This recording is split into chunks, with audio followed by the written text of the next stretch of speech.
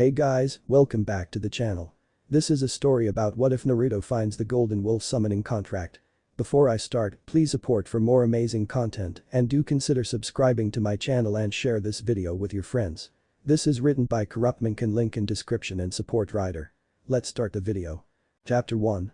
Awakening of a new bloodline. The young boy was currently on his bed under the throes of heat-induced agony as his entire body is racked with fever.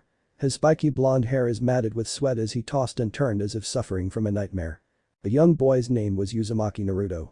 Many would ask why such a kid is alone on his bed without anyone to care for him while he was sick. The answer is simple: Naruto is an orphan and is considered as the village pariah. Naruto grew up in Konoha alone with only a few of its people showing him kindness and love. A major part of the population treat him like a pariah, with the rest are just indifferent to his existence.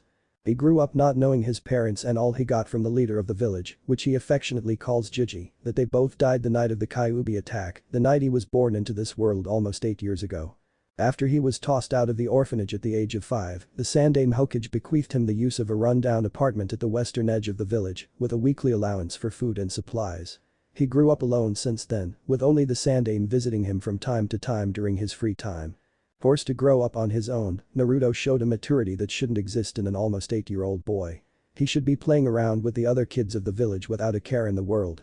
But the animosity of the villagers was passed down to their children, thus young Naruto grew up shunned and alone with only himself as company. Unknown to Naruto, he was the Jinchuriki of the Kyuubi no Kitsune, the 9-tailed demon fox that attacked Konoha on the day he was born.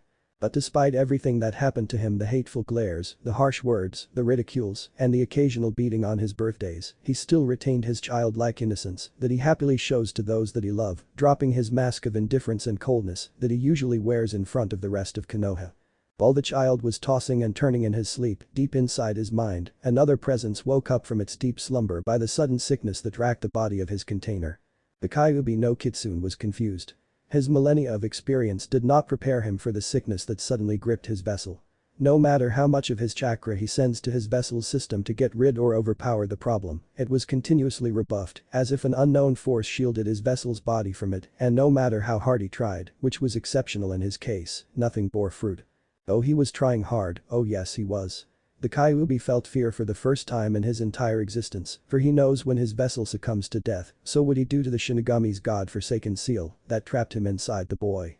Despite all the things he did to his vessel's body after the sealing to ensure that he survives whatever ordeal he will face when he grows old enough to be on his own, this blasted fever was slowly killing his vessel, and no amount of regeneration and increased chakra capacity can do anything about it.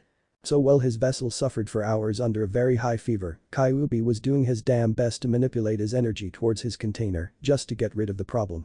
Hours he worked but nothing seemed to work. Desperation forced the immortal being to work harder, but all his efforts were futile. In the end, Kyuubi sighed and pulled all his energy back into its body and waited for his death to come. What an idiotic way to die. Me, the Kyuubi no Kitsune, the most powerful Bijuu, death due to fever. I don't know if I should feel humiliated or disturbed. Kyuubi grumbled. He sighed again and gazed back at the pipes running through the ceiling of the sewer-like cavern that he was imprisoned in, noting absently the brownish energy appearing and disappearing along the pipes. He shrugged it off as nothing. He was about to go into a nap when the same energy pulsed again.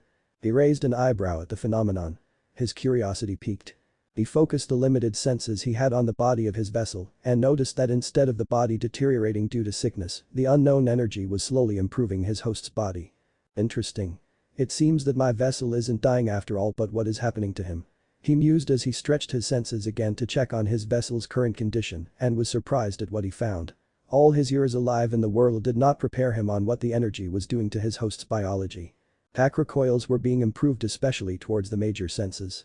The unknown energy was saturating his vessel's cells with purposes unknown, guessing that it was actually improving everything it touched or even changing to purpose unknown.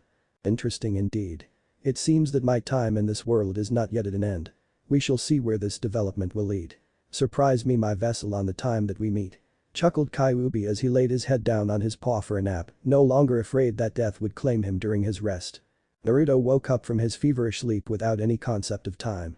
He can feel his weakened body protest as he tiredly swiveled his head to check on the clock beside his bed so he can determine how long he has been asleep. His eyes widened in shock when he saw the date. 2 days. He's been asleep for 2 days. How in the world did that happen? His incredulous state, however, was broken when his stomach grumbled, telling him that he was hungry, very hungry, judging from the racket it was making. Despite his weakened condition, he painfully forced his body to get off his bed, despite the creaking of lock joints and sleeping muscles. He lumbered over to the bathroom and relieved himself before taking a cold shower. He braced himself for the sudden rush of cold water, since the apartment didn't have any heating system installed and would be too expensive for him to do so on his own. To his surprise, the water is surprisingly warm, so he lavished in the feeling and took some time to get rid of the sweat and grime that he accumulated due to his 2-day coma. He got out of the shower, muscles no longer sore and totally relaxed. He padded over to the sink to brush his teeth, but when he saw his reflection in the mirror, his jaw dropped at the sight before him. "What the heck happened to me?" he shouted in surprise, awe, and slight fear at the sight before him. He was surprised that his short and malnourished state was replaced by an athlete, noticeably better for someone his age, as if he was eating healthy and exercising his whole life. He was considered as the runt of the Shinobi Academy, being the shortest of his age group. But now, he was standing at least 5'1", very tall for his age group. He also noticed that his body is no longer displaying skin and bones. Sinewy muscles lined his body and is quite evident every time he flexed and stretched. Replacing his gaunt thin frame was a chiseled body that could easily make an athlete green with envy. He is now sporting a well-chiseled chest, ripped six-pack abs. His biceps were well-defined even for someone his age. To be honest, he was happy despite the fact he could never figure out what happened to him. He was ripped and he loved it. Some might find it weird that his body suddenly changed overnight, but for him it was a godsend. He happily, yet tiredly toweled himself dry and went to his closet to get something to wear before heading over to Ichiraku Ramen for a hearty treat. After all, it was his birthday 2 days ago, so treating himself to a hearty meal is normal. He forgot his usual orange jumpsuit since it no longer fit his new frame. He opted instead for a black shirt and grey baggy pants that the Hokage gifted to him last year, but he didn't wear it since he could never forgive himself for wearing any but orange. Checking himself in the mirror and found everything to his liking, he grabbed his trusty frog wallet, affectionately nicknamed Gama-chan, placed it in one of his pants pocket for safekeeping, and left the apartment. Despite how tired he was, Naruto marveled at the improvement of his body. He no longer felt weak and lethargic that he used to feel due to his malnourished state. In fact, he felt that he could run around the village at maximum speed without tiring, though he decided to avoid doing so since his stomach was demanding his attention in earnest. As he walked through the street towards his favorite food stop, he partially ignored the hateful stares directed at him by the villagers. However, he almost tripped when he heard them despite their distance. "Look at him, walking down the street as if he owns the place, the demon brat." Naruto looked around and saw no one near him. He was confused as to where the voice came from. However, his confusion increased even more when his ears were assaulted by various people talking despite the fact that they were too far away for him to hear. Damn the Hokage for enacting that law. If it wasn't for that, then the demon brat should have been killed a long time ago. Shut up.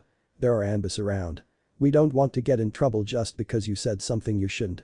Naruto swiveled his head to the direction of the noise and saw 2 of the merchants talking in hushed tones. He can clearly hear what they were saying despite the fact that they were far away from him. Deciding to test his theory, he followed the rest of the noise to see who was speaking. "I wonder if I should get an apple for my sister," a girl in front of a fruit stand was saying while checking out the selection of fruits in front of her.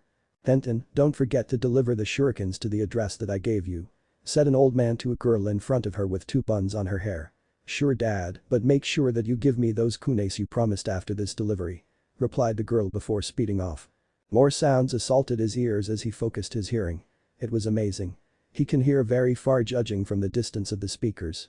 He knew that he didn't have this ability before, and now, after his fever-induced sleep, he seemed to have developed a keen hearing like those in the dog clan. He continued to walk towards Ichiraku while listening to the various sounds around him, but increased his step when he suddenly smelled the delicious aroma of ramen coming from his personal heaven on earth. He noticed that he could also smell better since Ichiraku Ramen was still 3 blocks away. He was intrigued and decided to test everything later. But for now, his ramen awaits. Ichiraku Tuchi and his daughter Ayam was picking their jaws off the floor as they looked at Naruto devouring bowls after bowls of ramen as if it was the end of the world. He was currently at his 15th bowl and no signs of stopping. It was unbelievable. Their favorite customer usually stops at 10 or 15 bowls, but now he exceeded his usual limit and didn't show signs of stopping anytime soon. They were brought out of their shock when Naruto asked for another bowl, which they hurriedly complied to make sure that their number 1 customer stayed with them and not bring business anywhere else. Though Naruto already told them before that nothing can ever beat their heavenly ramen concoctions and have no plans of changing his preference anytime soon. After an hour, Naruto burped unabashedly and laid down his 23rd bowl of ramen down on the table and let out a hearty sigh. His previous tiredness seems to have disappeared after each bowl of ramen, and now he was feeling an overabundance of energy that would be perfect for his personal training later on.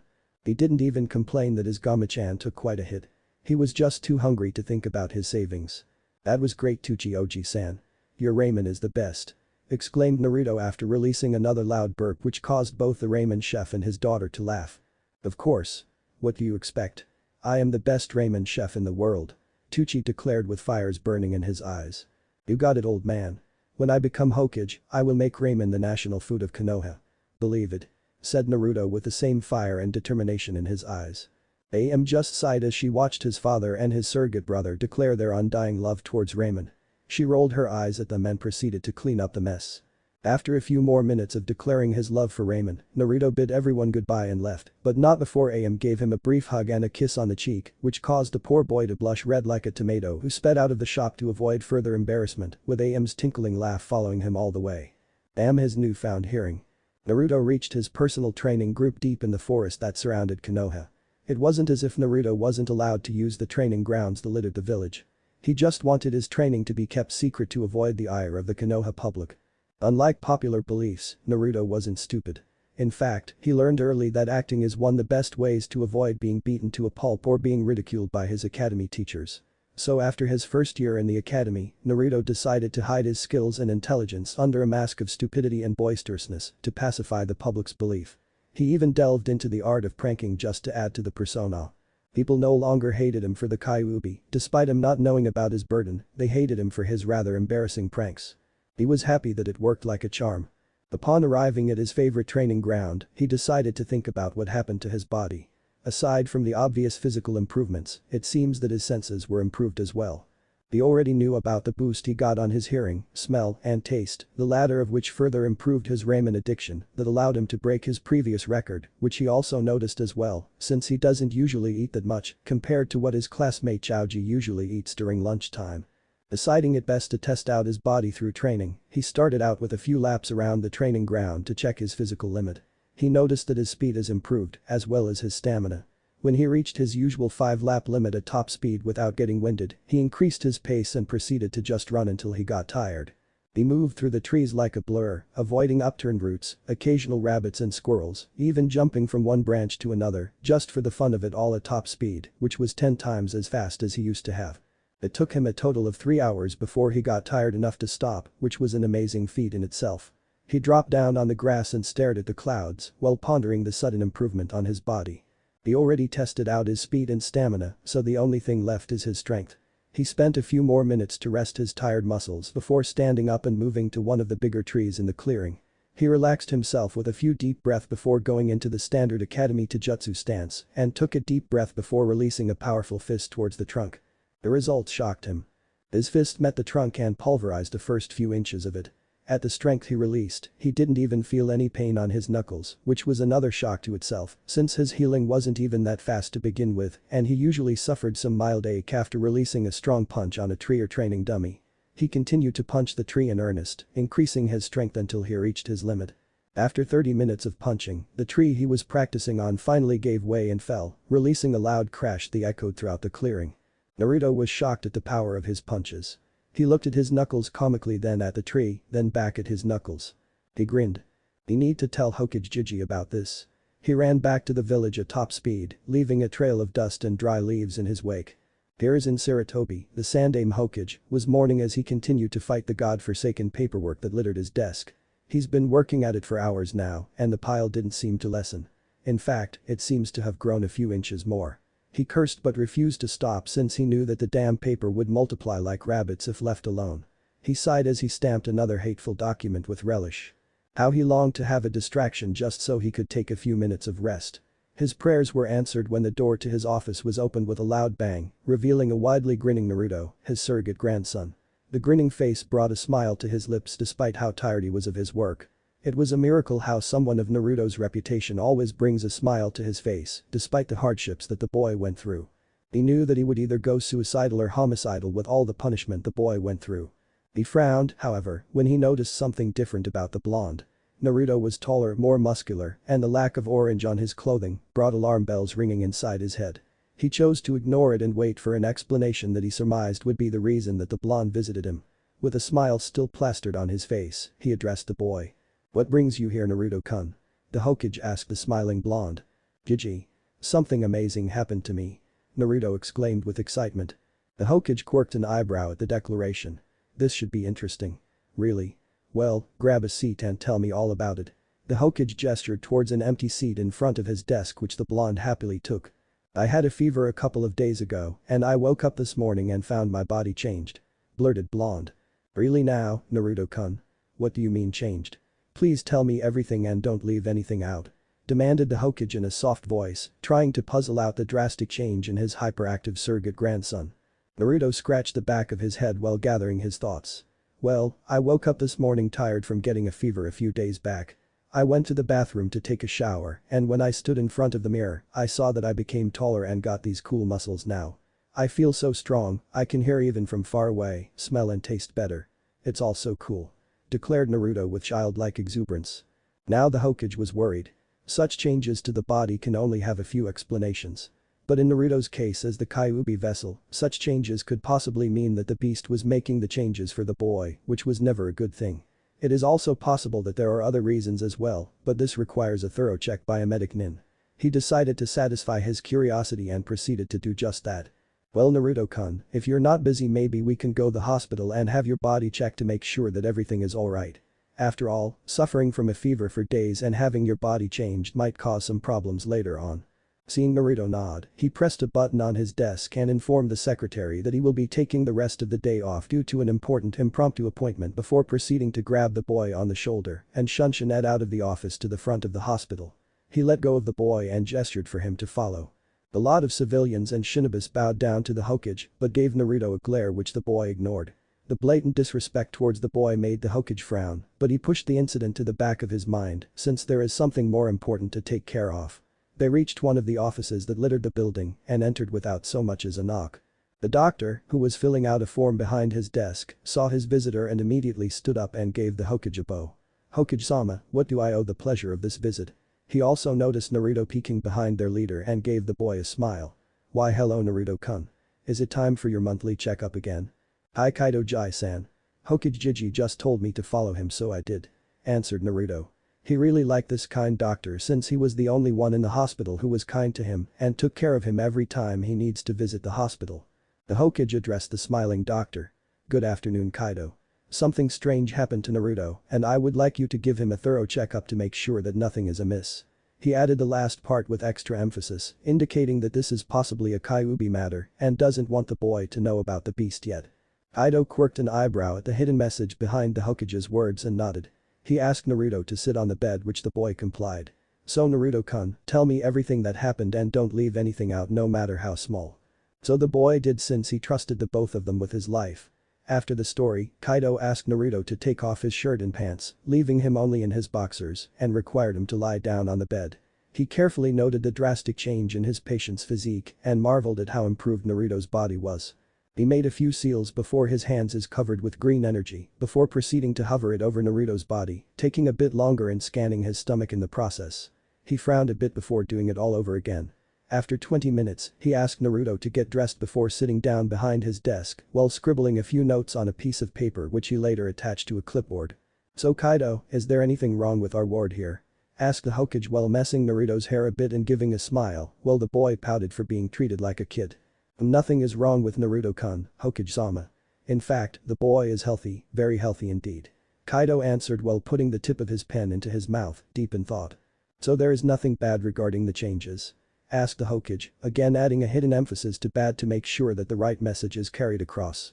"No, in fact, while I was testing Naruto, it seemed that he awakened an unknown Kekkei Genkai that I know nothing of," the doctor informed the village leader with an excited gleam in his eyes. This stunned the Hokage. Naruto has a Kekkei Genkai. He knew both the boy's parents since they were kids and both didn't exhibit any bloodline with the symptoms that Naruto displayed. Well, except the mother but that is mostly related to the beast. This was all confusing. "Explain," the Hokage demanded. He needed more information if he needed to protect the boy and he knew that the council will be on the boy's throat if they hear about this. And from the diagnostics I performed on Naruto, it seems that his body changed according to a DNA strand that I picked up during my testing. Note that this was not present during last month's checkup. It seemed that the fever was the result of the bloodline going active in his system and used the comatose state to improve the boy's overall physique. Explained the doctor. Are these all the changes involved with the bloodline? Asked the Hokage with a frown on his face. Naruto just continued to listen to the conversation, even if some of the terms were alien to him. He just stayed quiet as he was taught to do by the good doctor when the grown-ups are talking. No. It changed everything in his biology. It seems that his bloodline also improved his senses, making him superior to the Inuzuka clan in regards to their dog-like abilities.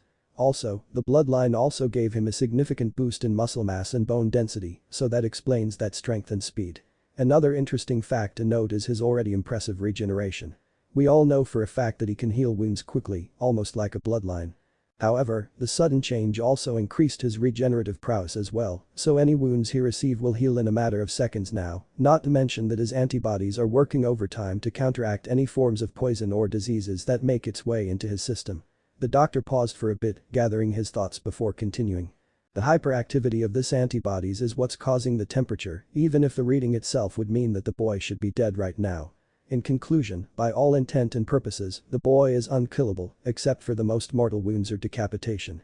I am also excited to note that his new DNA sequence made him similar to that of a wolf-human hybrid, if that is all possible. Oh, one downside is his metabolism.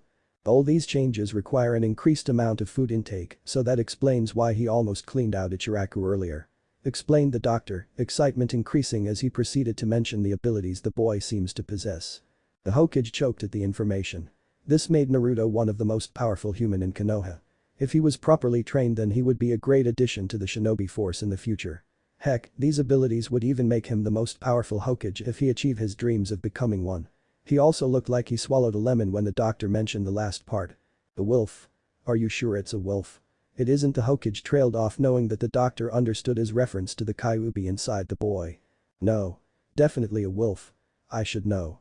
I studied different animals before, since my thesis involves advancing medical technique using animals as a basis.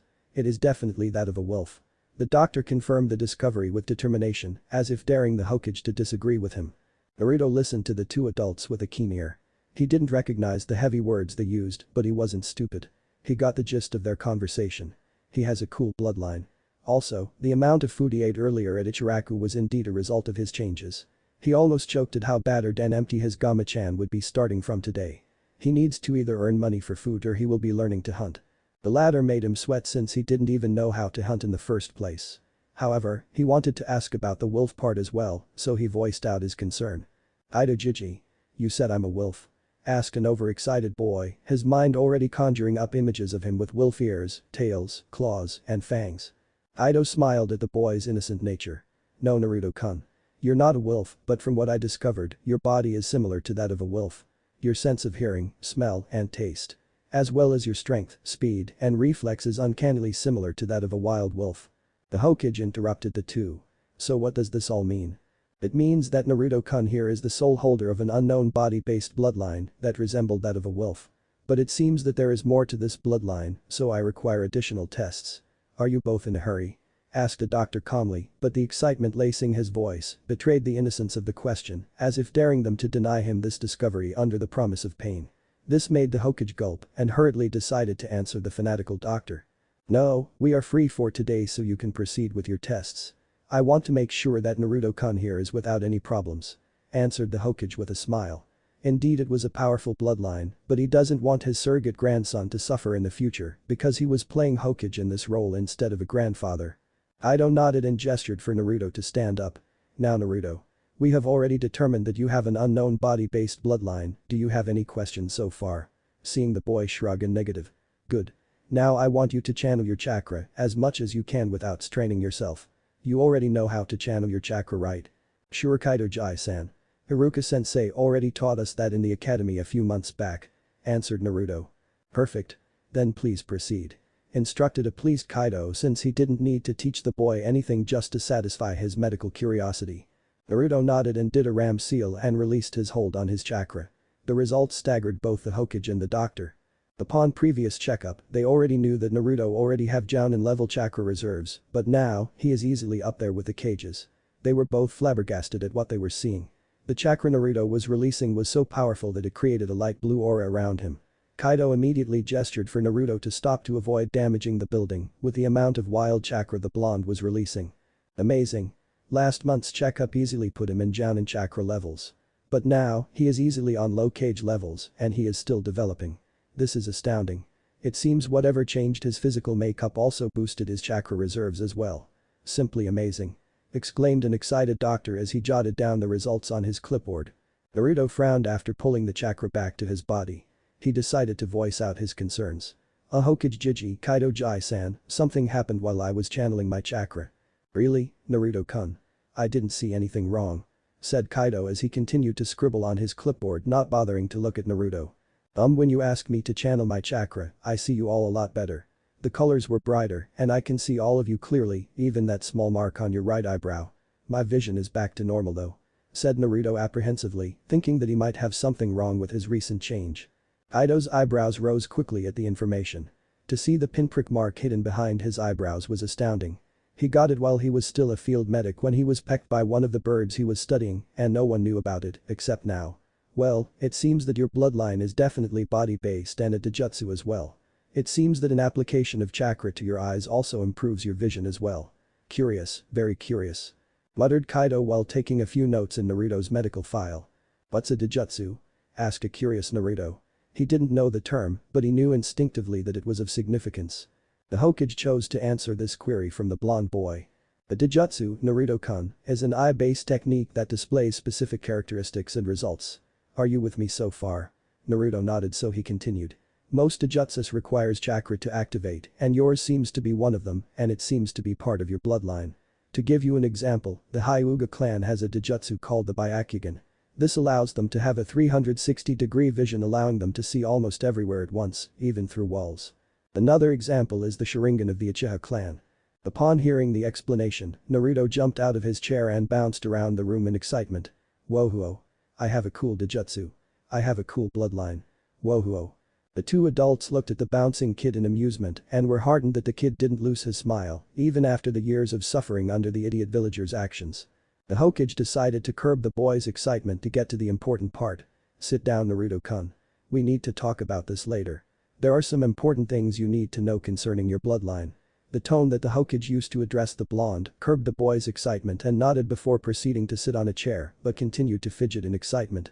Again, the Hokage couldn't help but smile and ruffled the child's hair again for good measure. He looked at the smiling Kaido. So is there anything else we need to know about Kaido? I think that's the gist of it.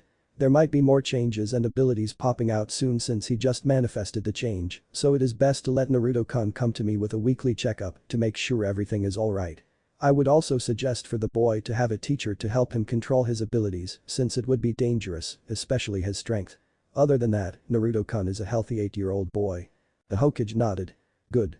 Thank you for your time Kaido and make sure that you keep the result of today's discovery under wraps. From now on, Naruto's bloodline will be an S-rank secret that is only for 3 of us to know unless Naruto or I chose to divulge it otherwise. Understood. Kaido nodded, closed a folder with Naruto's bloodline results and proceeded to lock it inside his blood-sealed scroll. The Hokage saw this and gave him a nod of approval before grasping Naruto again on the shoulder and exited the room to his office in the Hokage Tower via Shunshin, leaving a smiling doctor at his way thinking of this new development regarding his favorite blonde. Chapter 2. Changes in the Leaf. Sarutobi Hiruzen looked at the closed door where an excited Naruto left a couple of minutes earlier after having a brief discussion with the boy. After they left the hospital, he and Naruto had a little discussion regarding the importance of secrecy concerning his newly awakened bloodline and told the boy in no specific terms should he tell anyone about it. He was glad when Naruto nodded in understanding before leaving the aged man to his contemplation of the day's events after promising that he will keep everything secret unless his Hokage Jiji told him to. The aged Hokage stood up and walked towards the window facing the Hokage monument and started to think. With Naruto's new abilities, his current outlook needs to be seriously changed if he wanted to protect the boy. When Naruto left, the Hokage instructed one of his Anbu guards to go to Kaido to fetch Naruto's medical records. He perused everything that Kaido wrote and was aghast as to how much torture and torment his surrogate grandson suffered at the hands of the villagers. If he wants to protect the boy, then he needs to do a lot of house cleaning, and there are quite a lot of pests eradicated if he wanted his plans to be put in motion. First, he needed to recall his two wayward students for different reasons. Jiraiya. The toad Sanin needs to return for further instructions, more specifically, adding Konoha to his information network. Sure, the toad sage was able to give him valuable information outside of the leaf. But with Naruto's newly awakened bloodline, he needs inside information as well. He should have thought of this sooner, but his roughshod handling after the fourth died was below standards to what his teachers, the Shadame and Nidame, started in the leaf. This would need to be corrected, and recalling the pervert is the first step for his plan to work. Next is Tsunade. He understood the heartache that Konoha gave the slug Sanin, losing both his little brother and his lover to the wars that Konoha participated in, but what he saw in the hospital sickened him. It seems that the Hippocratic Oath that the current hospital workforces are only enforced on those they deemed normal and does not include those that really needed them, mainly Naruto. It is definitely time to put Tsunade's idea for an overhaul in the running of the hospital to be put in force, and only his students' powerful drive can see to that. The Konoha Council needs to be overhauled as well. For Kami's sake, he ignored it for years now and just left it alone. He knew that the council, specifically the civilian side, wrestled a lot of power from him when the fourth died, and he, in his infinite wisdom, ignored it. He almost banged his head on the table when he realized that almost all the problems he had in the village was all his doing. Maybe banging his head on the table was a good idea as punishment, aside from the years of headache he was forced to go through. His major problem, however, lies with his teammate Danzo. Oh, he knew about the root program that the half-blind shinobi operated underneath his radar, despite his orders of disbandment of the organization. He just didn't want to cause more problems, so he just ignored it. He needed to rein in Danzo if he wanted to protect Naruto. He shivered at the possibility of Danzo finding out about Naruto's bloodline. If he found out, Naruto would be abducted, experimented, placed on a hidden breeding program, or worse, turned into a mindless drone under his command. This should not happen. The Sandame Hokage worked into the night, penning letters and starting the plans to wrest the control of the village back in his iron grip and protect his surrogate grandson. This should have been done years ago. He will make sure this is done now or die trying. A lot of civilians and shinobi in Konoha felt a cold shiver down their spines that night. All of them didn't know that the god of shinobi has finally gotten his backbone because of a whiskered blonde boy. Nursing his half-empty sake bottle, Tsunade, the slug Sanin, legendary healer of the leaf, newly minted legendary sucker due to her ability to lose any bets, was suddenly knocked out of her reverie when a sudden poof of smoke materialized beside her, revealing a messenger monkey. Tsunade-sama. I bear a missive from Hiruzen-sama of great importance. The messenger monkey informed her in a monotone voice. Tsunade stared at the messenger in shock. If her teacher sent a message via summons, then this is definitely important. She never received a message via summons after 8 years of being away from the village, and receiving one now brought a cold shiver down her spine. Not trusting her voice, she nodded to the monkey who passed on a scroll to her before disappearing back into the summon realm. Deciding to read this in the confines of her hotel room, she immediately left after paying the bartender for her drinks. When she got to the hotel room, she saw that her assistant, Shizune, was in the bathroom taking a shower, so she immediately gathered her chakra and went through the seals for a privacy jutsu to make sure that she was uninterrupted with the message. Fishing the scroll out of her trench coat pocket, she saw that it was protected by a blood and chakra seal. This was serious indeed. She broke the seal easily since it was keyed to her signature, then proceeded to read what her sensei wanted. Tsunade. My student, hope this letter finds you well. It has been too long since we have last seen or contacted each other, but certain events have come to light that I require you immediately in my presence here in Konoha. I would have loved to just exchange banter with you here in a letter considering what the leaf took from you, but this is important and I will not take no for an answer. I have come to realize that the leaf is no longer what it should be when your grandfather created it a long time ago. I have myself to blame, and it is time to make sure that everything is corrected to avoid further sufferings in the future. Your skills and prowess is needed, my dear student, and it is time for a Senju to return to the village and take a hand in this matter, for only with your power can I put this changes to fruition. The same missive have also been sent to Jiraiya for a different purpose, but both of you are necessary for everything that I have planned for the leaf. You are to rendezvous with him at Adafukugai in 2 days' time, and both of you immediately head back to the leaf ASAP. Your teacher and Hokage. Sarutobi Hiruzen. Sandame Hokage. Tsunade was flabbergasted as she finished the letter and could never deny that this is no ordinary missive. Never have her teacher been this serious before, and the tone at which he drafted the letter was more than serious. This was epic. With a glint in her eyes, she burned the letter with a Kaiten jutsu and made ready to leave in the shortest possible time. Shizune. Get your butt out of that bathroom right now. hollered Tsunade while sealing their things inside a scroll for easy transport. Shizune got out of the shower in record-breaking time and saw that her mentor was packing things into a scroll at unbelievable speed. "What's the problem, Tsunade-sama?" Tsunade rounded on Shizune, who was driven back by the intensity in her mentor's eyes. "We are leaving for the Leaf. We are meeting Jiraiya and Otofukugai in 2 days' time, so get your butt in gear and let's get moving." The slug Sanin said in a voice that broke no nonsense or arguments. Shizune immediately started to work, not wanting the wrath of her teacher rained down on her just because she wanted to slow down and take her time. She knew that Tsunade vowed never to return to the village, but seeing her wanting to go back ASAP means that something is afoot. Jiraiya was currently giggling as he peeped on the women's section of the hot springs in Otofukugai. The impromptu make-out session inside the bath brought a nosebleed out of the pervert as he hurriedly scribbled on his notepad for his newest Itcha Paradise book. This is big, very very big, judging from the inspiration he is getting from the impromptu show on the other side of the fence. He was brought out of his perverted giggling when a poof of smoke appeared beside him, revealing a messenger monkey from the Hokage. Realizing that the Sandaime have never used his summons for correspondence immediately alerted the pervert that this is serious. "Jiraiya-sama. I have a message here for you from Sarutobi-sama. I already delivered the same message to Tsunade-sama before I came to you," said the monkey as he handed the scroll to the toad Sanin and promptly returned to the summon realm when the white-haired man took it. Recognizing the security seal on the scroll, he pricked his thumb with his teeth to break the skin and applied blood on the seal and channeled a little bit of his chakra to it. The seal disappeared in a poof of smoke, allowing him to open the scroll. He read. "Jiraiya. I require your presence here in Konoha in the shortest possible time. You are to drop your research ASAP and meet with Tsunade and Otofukugai in 2 days' time. Changes are to be made in the Leaf and I require both of your presence in the soonest possible time. I know that you are currently peeping, so drop it and head over to the rendezvous point to meet with Tsunade. I don't care if the next issue of Itcha Paradise is delayed. Get your butt here pronto. Your Hokage. Sarutobi Hiruzen. Sandaime Hokage." Jiraiya's eyebrows rose to his hairline as he read the missive. Never have his mentor told him to drop his research, considering that he is one of his biggest fan. This is serious if his mentor demanded him to stop everything in favor of coming to the Leaf instead of the next installment of his smut. He immediately burned the scroll and exited the hot springs. Gathering chakra and a minuscule amount of natural energy for extra speed, he ran towards Otofukugai in a speed that would make Mitogai look like a toddler. He has a slug princess to meet and this has nothing to do with her jiggling assets. A loud boom and a small earthquake alerted the gatekeepers of Konoha into action. They were expecting an attack, but what they saw almost made them piss their pants.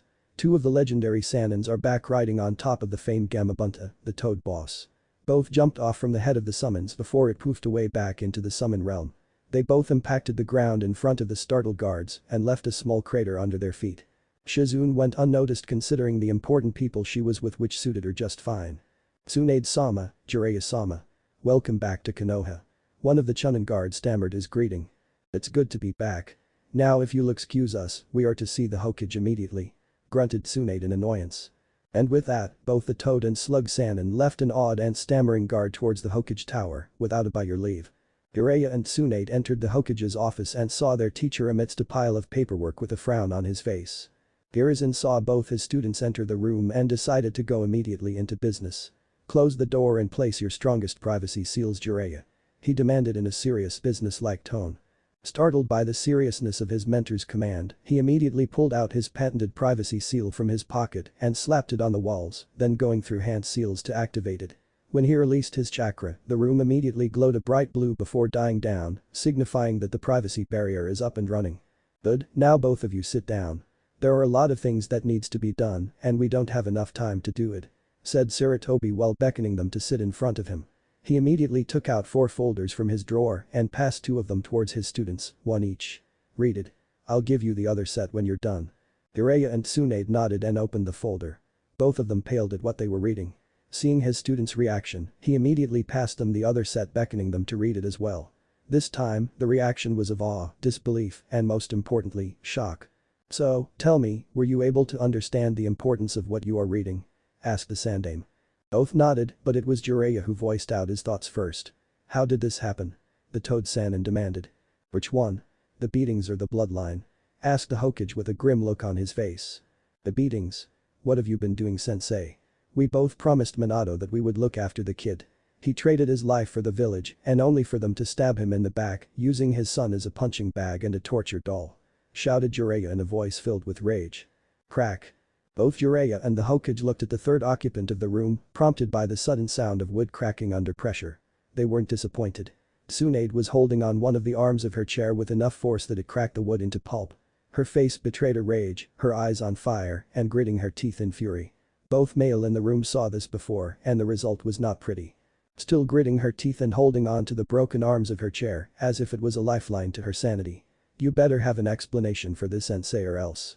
The last came out as a growl. She couldn't believe the experience Kushina's son went through at the hand of the village. The village that her grandfather created. The village that Minato died to save. This was unforgivable. Instead of answering, Sarutobi leveled both his students with a glare that instantly destroyed their rage easily. The one in front of them wasn't the mild-mannered shinobi of the leaf that taught them to become the best years ago. No. This was the god of shinobi that was said to be the most powerful shinobi in all the elemental countries. You dare put all the blame on me? Raged Sarutobi. Don't you dare blame this on me. We are all to blame for this. He rounded Jiraiya. You are Minato's sensei. You were there when both he and Kushina were wed. You were there when they announced to us that they were expecting a child. Where were you to look after him? Peeping. Researching. Playing around. He then glared at Tsunade, who flinched at the accusation in his eyes. And you? Don't blame me since you left the village and vowed never to return. You who is a medic nin should know what is needed for a child of your friends. So answer me, both of you. Am I the only one to blame? Raged Sarutobi, flooding the room with his killing intent that almost smothered both of his students to a coma. It took everyone quite a while to calm down. Both Jiraiya and Tsunade were filled with remorse over their actions. What their sensei said was true.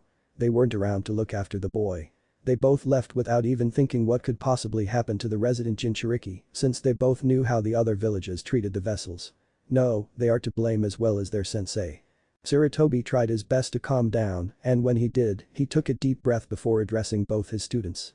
Instead of pointing fingers on who to blame for the boy's maltreatment, what we should be doing right now is to think of a way to rectify the situation. I already drafted a plan for the changes we need to do in order to protect Naruto, and the only way to do this is to change the leaf from the ground up. So are you both with me? Seeing both of them nod, as well as seeing the will of fire burning in their eyes once again, Sarutobi allowed himself to release a satisfied smirk before continuing. Good. I have already made a plan on how to change the problems in the village, but both of you have your own specific tasks to make sure that everything falls into place. Starting today, both of you are unofficially my advisors. I will be replacing both Koharu and Homura, since both of them are part of the problem. I will be informing them of both your positions when I call the council into a meeting. Seeing the mischievous smirks adorning his students' faces, he continued. Now Tsunade, I want you to take charge of the hospital. You will be rebuilding everything from the ground up. I already have your mission parameters for this, so you will know what to do when you get there.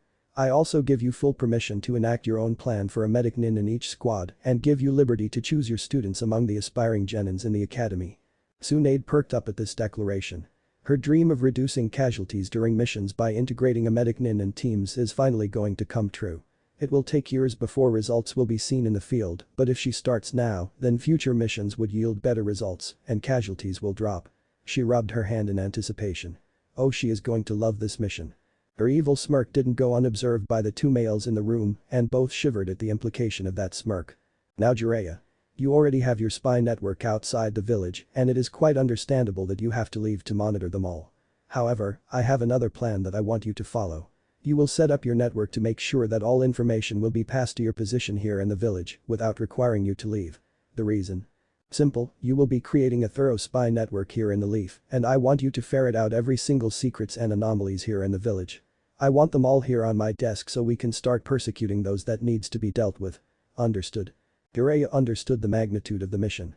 Sure, he would need to cut down on his research time if he needs to set up a spy network here in the Leaf, and the lack of research material that only exists outside the village is beyond his reach at the moment. However, he will sacrifice all this for the sake of Naruto. He has years of paying for the neglect he suffered in the hands of the villagers, and he is so going to start paying for it now with this mission. It's better to be late than never. The aged Hokage saw the compliance in both Jiraiya and Tsunade, so he passed them another set of folders with his plans regarding the mission he assigned to them with free rein to add anything he might have missed. Both accepted the folders with glee written on their faces. Next on the agenda is the entire village itself, mainly the council and Danzo. Here is a draft of my plans, please read it and tell me what you think. He then passed them both some documents regarding his future plans for the Leaf. After a few minutes of reading, both Sanins have evil smirk on their faces that sent ghostly shiver down the concerned body's spine. This is going to be a long year for those in the leaf. Time skip. 1 week later. Hiruzen Sarutobi sat behind his desk lounging around thinking about some of the changes that has been made after a week of his student's arrival. Tsunade and Shizune took a day to relax and plan for their pest control project in the Konoha hospital before really rocking the foundation down. The slug Sanin stormed the hospital the next day and reviewed every single report with the help of Shizune. It seems that a lot of issues were swept under the rug, some concerning the funding that should have gone to the development of the hospital but was instead diverted to persons unknown. Most of the reports, however, were about Naruto, and she didn't like what she saw, which resulted in one of the walls on the first floor to disappear due to her temper. It was the only time in Konoha history that the hospital was empty of all personnel, since all of them vacated the premises when the slug Sanin demonstrated her displeasure using her fist. The next day, a lot of hospital personnel were fired on the spot, except for a few who remained faithful to the oath they took when they set to work as medic nin. She took the mantle of director with Shizune as her assistant who will be handling the interviews for the hopefuls. She immediately formed a council of trusted doctors to oversee the various areas on the hospital that should have been done a long time ago. Kaido, Naruto's personal doctor, was given the head position of his pseudo-council of medic nins that alleviated some of Tsunade's tasks. She also designated separate departments in the hospital for different purposes, like a research and development department for the improvement of Konoha's medical studies and application. An entire department devoted to potion research and antidotes, and so on. She had trouble with the funding at first, but the Sandaime opened up the village coffers for her use since it will soon be refilled after the planned audit. She also started a draft of lessons to be included in the Shinobi Academy to slowly integrate the idea of medic nins for future genins. This would require her and the Hokage to meet with the current director of the academy to properly implement the changes. It was slow work, but it was progress all the same. Jiraiya wasn't also slacking off in terms of setting up his spy network outside the village. He utilized his toad summons as a means to relay messages to him back to Konoha to make sure that he didn't miss anything.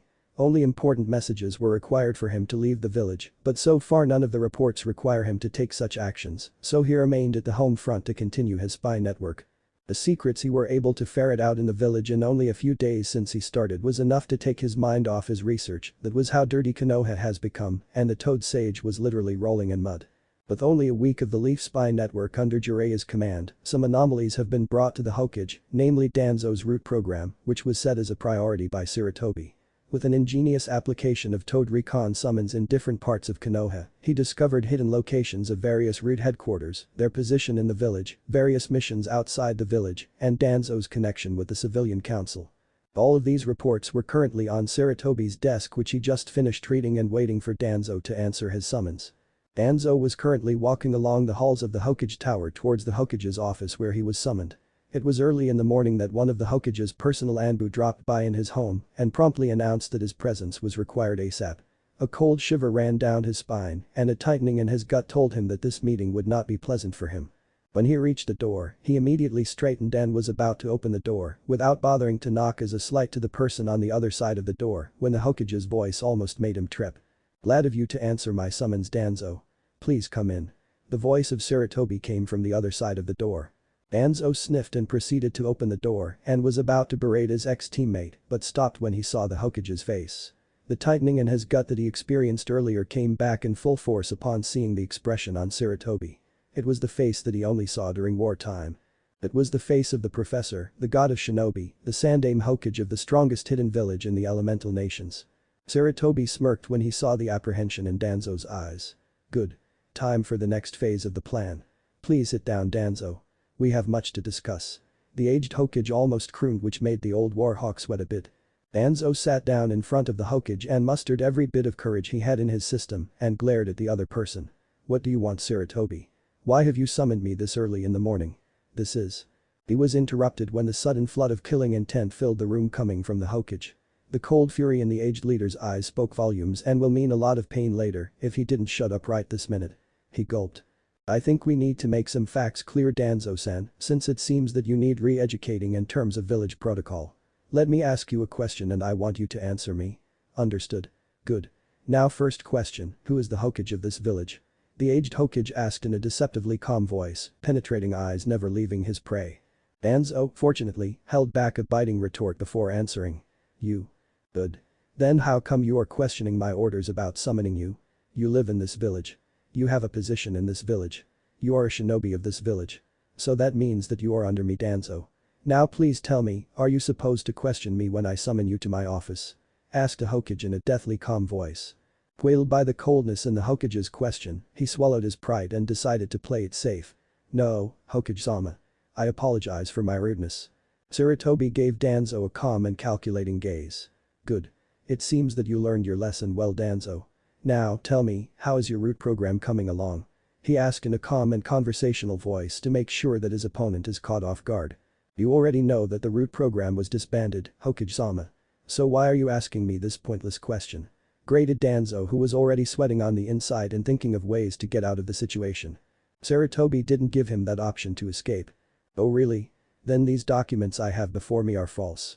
Asked the aged Hokage as he waved at the folder in front of him. He opened the folder and proceeded to read what's in it. Let me see. According to this document, we have a total of 25,000 residents in Konoha, both civilian and shinobi. Is that correct, Danzo? Yes, Hokage-sama. That information can easily be accessed through the Konoha archive and in the shinobi library. Danzo answered promptly, not realizing the trap in such a harmless question of numbers. Good. Very good, Danzo. I know that they are open to the public, but there is more. Let me see, yes, it says here that there are a total of 15,000 civilians in the Leaf, plus a total of 7,000 registered shinobis, both retired, in reserve, and in active duty. Now tell me, Danzo, where is the 3,000 that was unaccounted for? Danzo was sweating at this point, since the remaining numbers coincided with the number of shinobis he currently have in his underground root program. He was about to defend himself when the Hokage beat him to it. You know what I think, Danzo-san? I think that these remaining unaccounted numbers are under your program. Deciding to go with the innocent card, Danzo rebuffed the Hokage's claims. I don't know what you mean, Hokage-sama. I have no idea why there are 3,000 unaccounted numbers in Konoha. Sarutobi smirked. Oh, he got him now. Time to add the icing to the cake. He pulled out a piece of paper from the folder and read on for the benefit of his sweating opponent. Is that so, Danzo? So does this mean that the people training under Sector 2, 10, 13, 14 and 42 aren't part of your root program? You mean that there is another organization in the Leaf that I didn't know about that has a seal on their tongue and with the kanji of root on their masks? Are you sure, Danzo? Danzo was sweating now. How in the world did Sarutobi know about his hidden training grounds and bases? This is impossible. They were all well hidden. Paper trail was non-existent and all information regarding his activities was underground. The seal on his root shinobis was foolproof and he was sure that none of them tattled on him. How? He was about to say something, but Sarutobi just raised his hand, indicating for him to keep silent and leveled him a glare that could easily freeze a Biju in its tracks. Listen to me, Danzo. I know all about your root program and how you disregarded my order of disbanding them. I should have you killed for treason and let all your root shinobis tortured for information after the seal is removed from their tongues.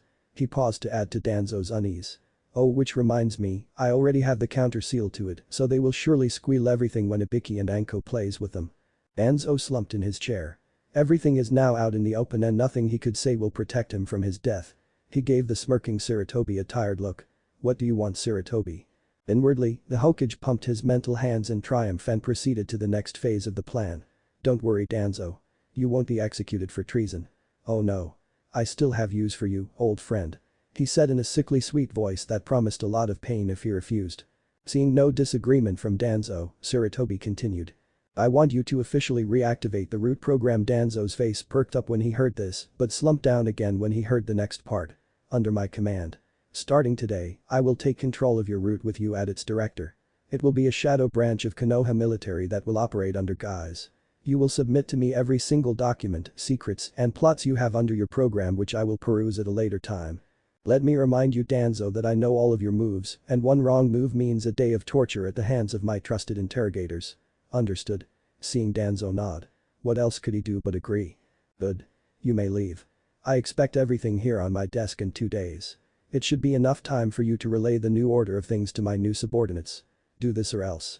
He added the last part with a burst of pure killer intent that made Danzo sweat. With that, he dismissed a defeated Danzo while proceeding with the next phase of his plan. Chapter 3. Starting a new leaf. Taking a breather from her thorough rehabilitation of the hospital, Tsunade took a small gulp of the fiery drink while reading through the medical files of one Uzumaki Naruto just to make sure that she got all the facts right. The initial test done by Kaido regarding the child's potential was good, but not good enough by her standards.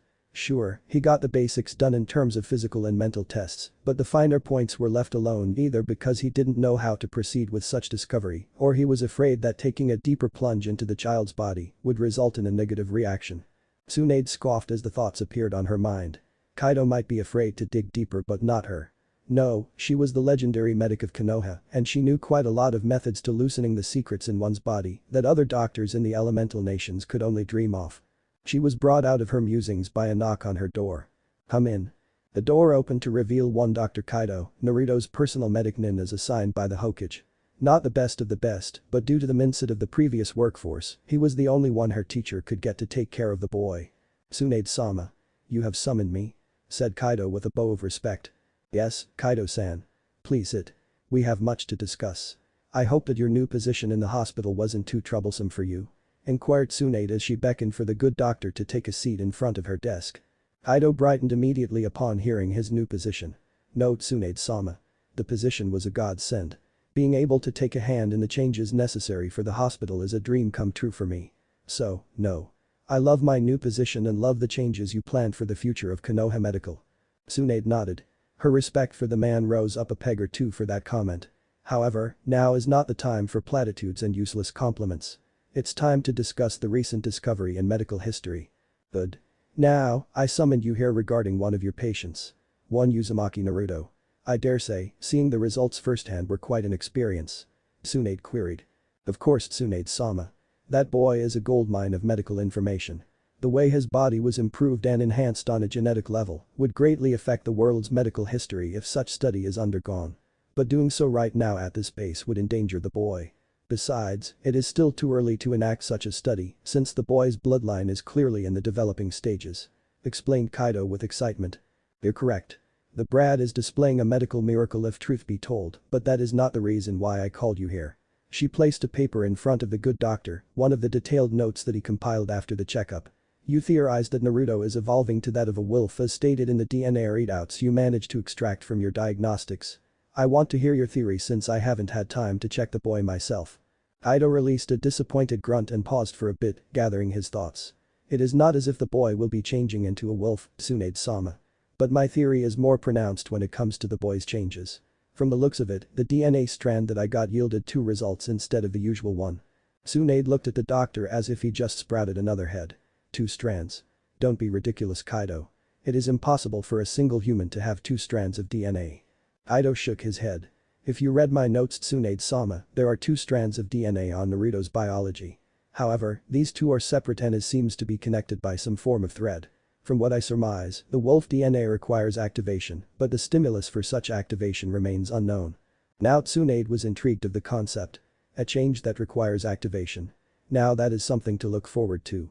Your theory seems plausible, and its working is similar to that of many bloodlines we know of that requires a physical change. Could it be a mental trigger since chakra doesn't seem to initiate the change? I doubt it, Tsunade-sama. But I would surmise that it is both emotional and mental for such a change to occur. If I am correct, a mental stimulus is necessary to jumpstart his emotional trigger, thus activating the semi-dormant gene. Without further tests, we can never finalize the theory. Kaido mused. We also need to dig deeper into this gene so we can determine its exact ability or changes on the boy if there is one. I would also suggest we look into his genealogy since it is quite possible that his parents might also have similar strain. Are you familiar with his family, Tsunade-sama? Tsunade nodded. Yes, I am very much familiar with his parents. They come to me for their checkups and healing, so I can safely say that both of them didn't show any bloodline to what their child is currently undergoing. A thoughtful frown marred Kaido's face.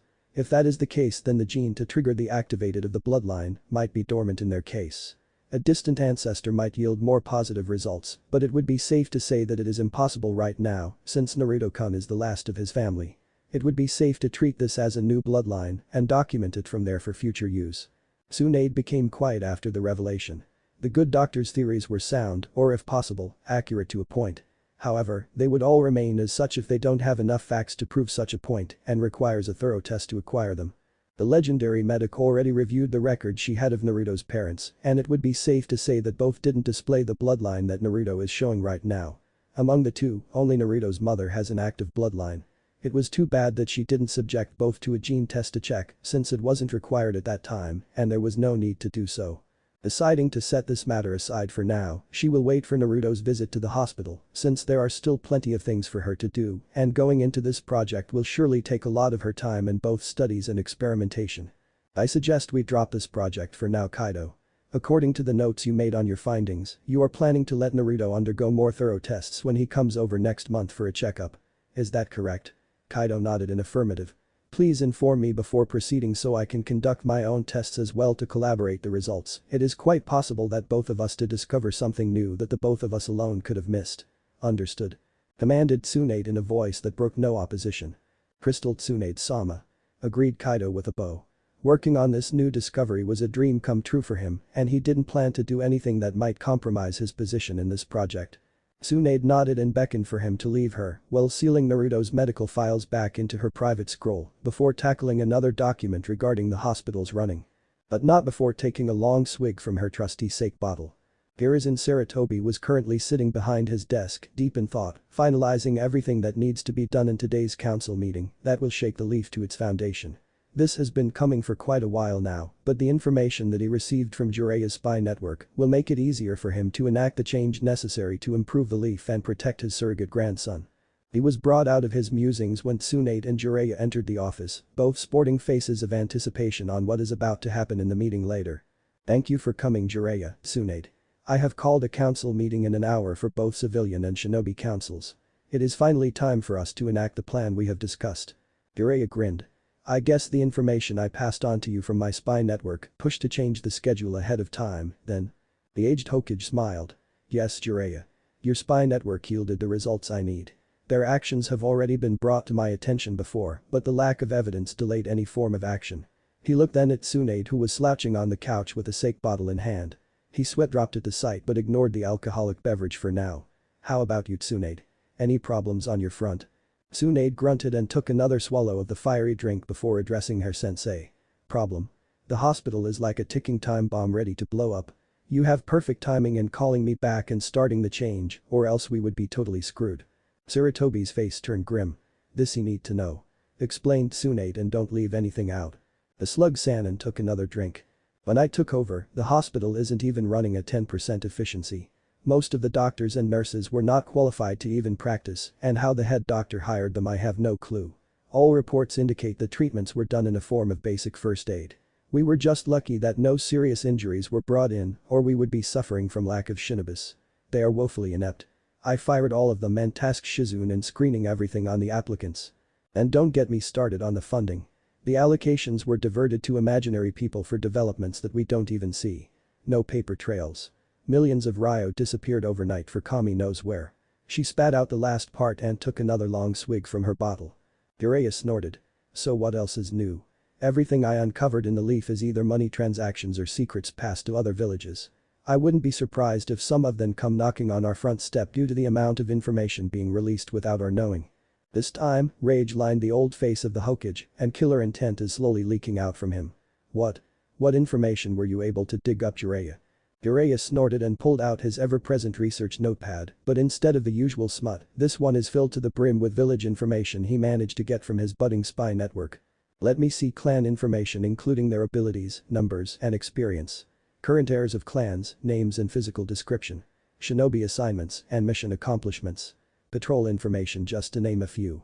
Sarutobi took in a calming breath and massaged his aching temples. It was worse than he thought it would be.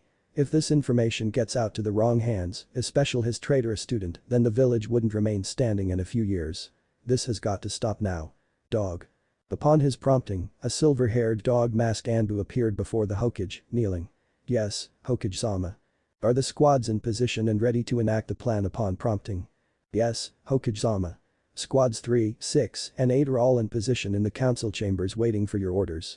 All of them are briefed on their respective targets and await your signal. The dog-masked Anbu answered. Good. Then proceed as planned. Are the civilian and shinobi council all present and accounted for? Yes, Hokage-sama. All of them have just arrived and are waiting for you to start the meeting. The Hokage nodded. You are dismissed.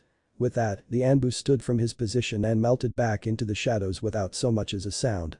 Sarutobi Hiruzen stood up from his desk and beckoned for his students to follow, putting on their game faces to avoid betraying their intentions. Heads will roll today and it wasn't theirs. The Konoha Council was divided into two factions, the Shinobi Council and the Civilian Council, both working in tandem for the betterment of the village. The Shinobi Council is made up of the Konoha clan heads, as well as the two advisors of the Hokage Kaharu and Homura, ex-teammates of the Sandaime Hokage. The main clans include the Hyuga, Aburam, Akamichi, Nara, Uchiha, Yamanaka, and Inyazuka.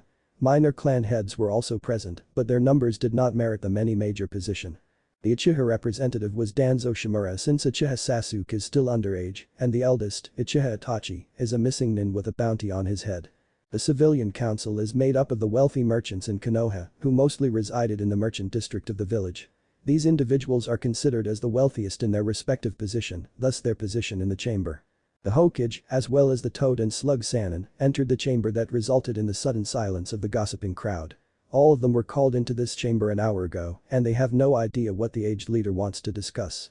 Sarutobi took his seat in front of the council, flanked by Tsunade and Jiraiya, acting as bodyguards, faces grim which practically intimidated everyone in the room. Questions erupted from the Civilian Council, demanding why they were called so suddenly without prior notice. The Hokage let them stew it out a bit for a few seconds before flooding the room with a powerful killer intent that silenced everyone immediately. The Civilian Council, who had no shinobi training, was running short of breath from the intense aura that covered the council chamber. While the Shinobi Council just gripped the tables and sweated a little. "Thank you for keeping the peace inside these hallowed halls." The Hokage snarled, sarcasm dripping from his words. "Now if all of you are done gossiping like fishmongers' wives, let's get down to business." One of the civilians, a fat man with a pompous air, decided to call the attention of the meeting. "What is the reason you called us here, Hokage-sama?" Sarutobi spared the man a glance. "Let me see, Himura-san. Who are you to tell me why I have summoned you?" The councilman bristled. "We are the Civilian Council." It is only right he was cut off from further dribbles when a sword was pressed on his throat from an Anbu who materialized upon his disrespect of the Hokage. "Himura-san. I am the Hokage. This is my village. You are just a councilman, so who are you to tell me what to do in my village, Are you going to shut up or should I let my Anbu slice your throat to make sure you stay quiet throughout the proceedings?" The aged Hokage explained in a condescending tone. The sweating and petrified councilman simply nodded and he immediately slumped back on his seat when the sword was removed. The Anbu simply melted back into the shadows awaiting orders. Good. Now that Himura-san here decided to close his mouth, we can proceed. The first order of business is the abolishment of the Civilian Council, since they are not needed in this village and is a complete waste of time. Chaos erupted from the Civilian Council, while the Shinobi Council just leaned back on their respective chairs, waiting for shit to hit the fan, so to speak. "Silence." The Hokage bellowed in a chakra-amplified voice, shaking the room with its volume, as well as adding a dash of killer intent to drive his point home. The effect was immediate. The silence that followed was deafening. One councilwoman dared to break the silence and spoke in a sweet tone that failed to hide her anger. "Hokage-sama. The Civilian Council has always been a part of Konoha and will always be so." "Is that so, councilwoman?" According to the laws passed by the Shodaime and Nidaime Hokage, the Civilian Council was supposed to be an advisory position, and you are here insinuating that you are, as well as the rest of your counterparts, in charge of the village and should dictate what I should be doing. "I think not, councilwoman, so please sit down and shut up or you will be taking a quick trip to Ibiki and Anko to loosen your tongue," declared the Hokage in a calm, collected, cold tone that sent shivers down everyone's spine. Seeing that everyone was cowed by his interpretation of the law, he continued. "Now all of you should probably be thinking why I abolished the Civilian Council, correct?" Seeing a majority of the people nod, he continued. "The reason is simple, I have implicating evidence that a majority of the Civilian Council have been doing something behind my back that merits to treason and its subsequent punishment. So Anbus materialized behind their respective quarries. Take them to Anko and Ibiki and inform my two chief interrogators to take care of them without any restrictions." "Yes, Hokage-sama." The Anbu accepted the command as one and Shunshin ed out of the council room with their respective captives. Now that the garbage is out of the way, the remaining Civilian Council shall leave this chamber. What we are about to discuss is not a part of your jurisdiction. All of you will be summoned at a later date to finalize whatever decisions I have with the civilian advisors. Dismissed. The remaining Anbu ushered the remaining civilians out of the room before Jiraiya activated his privacy jutsu to make sure that eavesdroppers are not included in the discussion. Suum, the Inyazuka clan head, stood up from his chair and clapped her hands in approval. This was shortly followed by the rest of the Shinobi Council to the stunned amazement of the Hokage. "What merits this action, Suum?" asked the aged Hokage. The Inyazuka clan head gave her leader a fanged grin before replying. Nothing much, Hokage-sama. It seems that the famed professor and god of shinobi have returned to his rightful position and have wrested his control back of the leaf. The Hokage nodded and gestured for everyone to silence. Now that everything is out of the way, we are going to be discussing some important changes in the village due to information that come to light with the help of Jiraiya's spy network. Every shinobi council member nodded their heads and waited for the Hokage to tell them what's on his mind. For starters, Koharu and Homura, your position is no longer yours. I have assigned Jiraiya and Tsunade both as my advisors from now on. You two, however, will be delegated to the Shinobi Academy to enact the changes I want to implement on our future shinobis. Koharu spoke first, with slight venom in her voice. Beg your pardon, Hokage-sama, but we have always been your advisors since you and the fourth took the position. Our knowledge and experience cannot be replaced by both Jiraiya and Tsunade. They are still both young. The aged Hokage smiled. Indeed. But both Tsunade and Jiraiya have experiences that you have lacking. They have experienced the world, Koharu, but you have stayed in the leaf and only in the leaf without any knowledge or information on the outside world. This makes you inadequate in terms of advisors. Both of you have knowledge of history, even I can attest to that, so your position in the Shinobi Academy would be a great boon to the future hopefuls. Hope that is enough explanation to pacify your need for a reason. Both Koharu and Homura were stunned at the reason of their dismissal. They could never deny the fact that everything spoken was the truth. In fact, Sarutobi was right regarding their experience of the outside world. They just nodded their agreement of their new stations and waited for the Hokage to continue. Next we need to discuss is the possibility that some villages might take a sudden interest in Konoha. The Hokage stated grimly. This topic made all the clan heads frown. The Nara clan head, lead strategist of Konoha, took an interest with this information. What do you mean, Hokage-sama? Instead of the Hokage, Jiraiya addressed the question. I have established a spy network here in the village and I have uncovered some documents wherein the village secrets are being sold to the outside without us knowing about it. The Ashi Hyuga became tense. The failed abduction of his daughter, as well as the demise of his twin brother because of it, was a sore subject despite years of getting over the loss. What kind of information, Jiraiya-sama? He asked tersely. The secrets involved mainly on clan-based information, their numbers and abilities, the village's shinobi forces, mission accomplishment and failures, clan and village patrol info, and more. Those are just the tip of the iceberg. This means that the village has been compromised by the civilian council itself. The chaos and outrage that ensued from the mouths of the clan heads echoed within the hallowed halls, and it was only the Hokage's killer intent that shut them all up. Instead of running around like headless chickens, I am going to be assigning you important orders to counter this problem. I have already taken the first step using Jiraiya's information by taking out the key figures in the council. They are being interrogated by Anko and Ibiki now as we speak, and the secrets they are holding will be on my table hopefully by the end of the week. The Hokage addressed the Nara clan head. Shibi, I want you to come up with a new strategy for the village in case of a sudden invasion. Don't leave a stone unturned. Use any resources we have to boost whatever you need in terms of patrol duty and Konoha's defense. I want Konoha to be on lockdown without the civilian knowing about it. Be discreet. Utilize the Inyazuka, Hyuga, and Abiram shinobis. Use their abilities to set up a defense parameter around Konoha. If someone so much as sneeze outside the walls, I want to know about it. Clear? Nara nodded.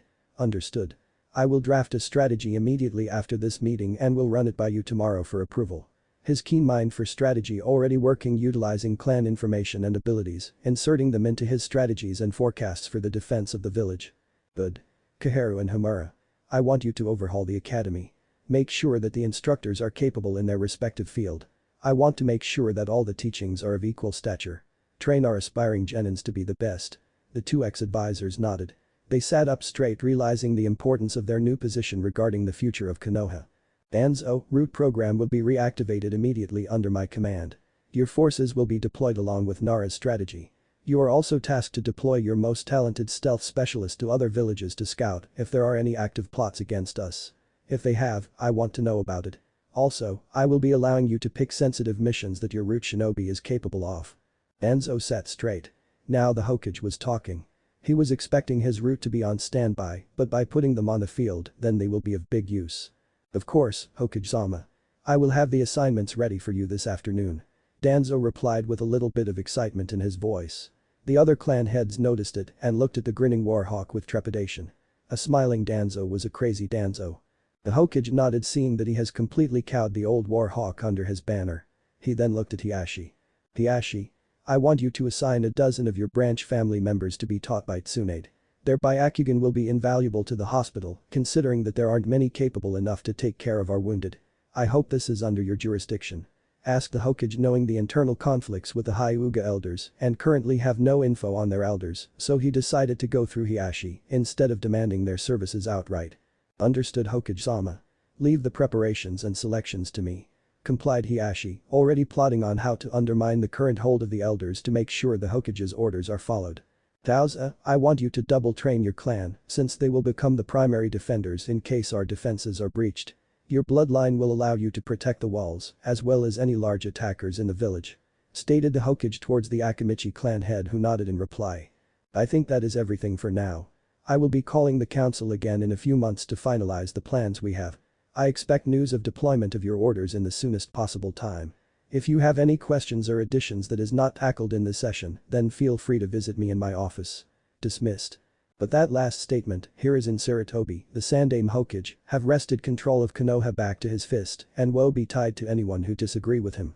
Chapter 4. New Lifestyle. When Naruto left the Hokage's office, the first thing that came to mind is to first find something to eat. Pulling out his wallet, he saw that he only have a few hundred ryo left from this week's allowance, and it has only been 4 days since he got it. It should last him for a week, and now he is down to his last meal. He opted to take a slow walk towards Ichiraku while pondering on a solution for his money problem. The first idea that came to him is to utilize his new abilities to hunt, but he encountered a snag when the thought came to mind. He doesn't know how or even where to hunt in the first place. The only viable solution that he could work with is to find a job. A frown appeared on his face as he thought about it. Finding a job in Konoha would prove to be impossible due to the villagers' treatment of him. He needed help and he knew the perfect person to help him out. But the idea set in mind, he ran all the way to Ichiraku Ramen to empty the last bit of his allowance for a hearty meal. It was almost evening when Naruto left Ichiraku and made his way to the academy to talk to the only person he knew who could help him. He made good time since he took advantage of his insane speed to get there in the shortest possible time. He made his way into the academy compound and saw the lights inside his classroom still open. He reached the door to his classroom and knocked. Come in. A voice inside the classroom answered. Naruto quickly entered the room and saw his academy teacher grading test papers. Good evening, Iruka-sensei. Are you busy? It was a bit stupid to ask considering Iruka was grading papers, but it was the best he could come up with. Iruka saw Naruto standing awkwardly by the door, which brought a frown to his face. This is the first time that Naruto visited him here in the academy at this time of night. Heck, this is the first time he knocked and being polite. Something's up. Deciding to humor his favorite yet noisy student, he decided to break the ice. Not really, Naruto. What brings you here at this time? You didn't come to class for 3 days and I was worried. Asked Iruka, his voice laced with concern for the young blonde. He didn't say it out loud, but he definitely noted the changes in Naruto's physique, but he decided to let Naruto tell him about it instead of pushing him for answers. Naruto was thinking fast on what to do. He can't tell Iruka about his bloodline, but he didn't have any legitimate excuse why he was absent today, and he really needed help with his new condition. So he decided to break his promise with the old man just this once since he had no options left. Iruka-sensei, about that. Something happened to me this morning that I need your help about. I didn't attend your classes because I was sick and what you see right now is the result. Said a nervous Naruto. Alarm bells started ringing inside Iruka's mind. Naruto was being nervous and respectful. Something was definitely wrong with his favorite blonde. Beckoning Naruto to be silent, he stood up from his chair and walked towards the door and locked it. He then proceeded to close every window in the classroom to ensure that they have the utmost privacy for their conversation. He beckoned Naruto to sit on one of the chairs in the classroom and sat on the one beside it. Okay, what is this all about, Naruto? You didn't get in trouble or anything, did you? Iruka asked patiently to help alleviate the boy's nervousness. Deciding to take the plunge, Naruto told Iruka everything, starting from the fever down to the result of the doctor's checkup. At first, Iruka was confused when Naruto talked about his fever and the changes on his body when he woke up. His jaw dropped when Naruto mentioned his food consumption at Ichiraku and vowed to keep an eye out when the blonde tries to trick him for a free meal to preserve his limited paycheck. His face showed awe when Naruto mentioned his experimentation in the forest and flabbergasted about the results of the doctor's checkup. His #1 hyperactive unpredictable student has done it again. A bloodline, and a powerful one at that if properly trained. Naruto finished his tale and told him about his problems in terms of food and money. Because of everything that happened, I need to either learn how to hunt in the forest to feed myself or find a job so I have enough money to buy food. I don't know anyone else to help me and you've been always there for me, so I decided to ask you for help. Finished Naruto with hands on his lap, his head bowed down, and desperation in his voice. Iruka was surprised at how the prideful Naruto was being respectful and pliant. It seems that he is really in trouble judging from the seriousness of the child's voice. He decided to get something out of the way first before doing something to help the kid with his problems. "Naruto, why didn't you ask Hokage-sama for help? From what I know, he has always been there to help you and he has the resources to help you with your problems," asked Iruka while scratching his chin. I thought of that too, but he already did so much for me and I don't want to be a burden anymore," whispered Naruto, but Iruka heard it clearly. Iruka smiled and nodded. For once, Naruto wasn't being selfish. "Okay. So let me make this clear. Your problem is mainly money because so you would need a lot of it just to feed yourself, correct?" Naruto nodded. "I have an idea to help you out, but this will take a lot of effort on your part, so do you still want to do it?" Naruto nodded his head vigorously. That made Iruka chuckle. Despite the changes in Naruto, he will always be his hyperactive knucklehead student. "Okay Naruto. Here is what we are going to do." It's been 2 weeks since Naruto's talk with Iruka and his sensei didn't disappoint. The next day, since class was out for the weekend, Iruka took Naruto out to meet a friend of his down in the merchant district. When they got there, Naruto was introduced to Saji, owner of a weapon shop and blacksmith, who is said to be one of the best weapon makers on this side of the elemental country.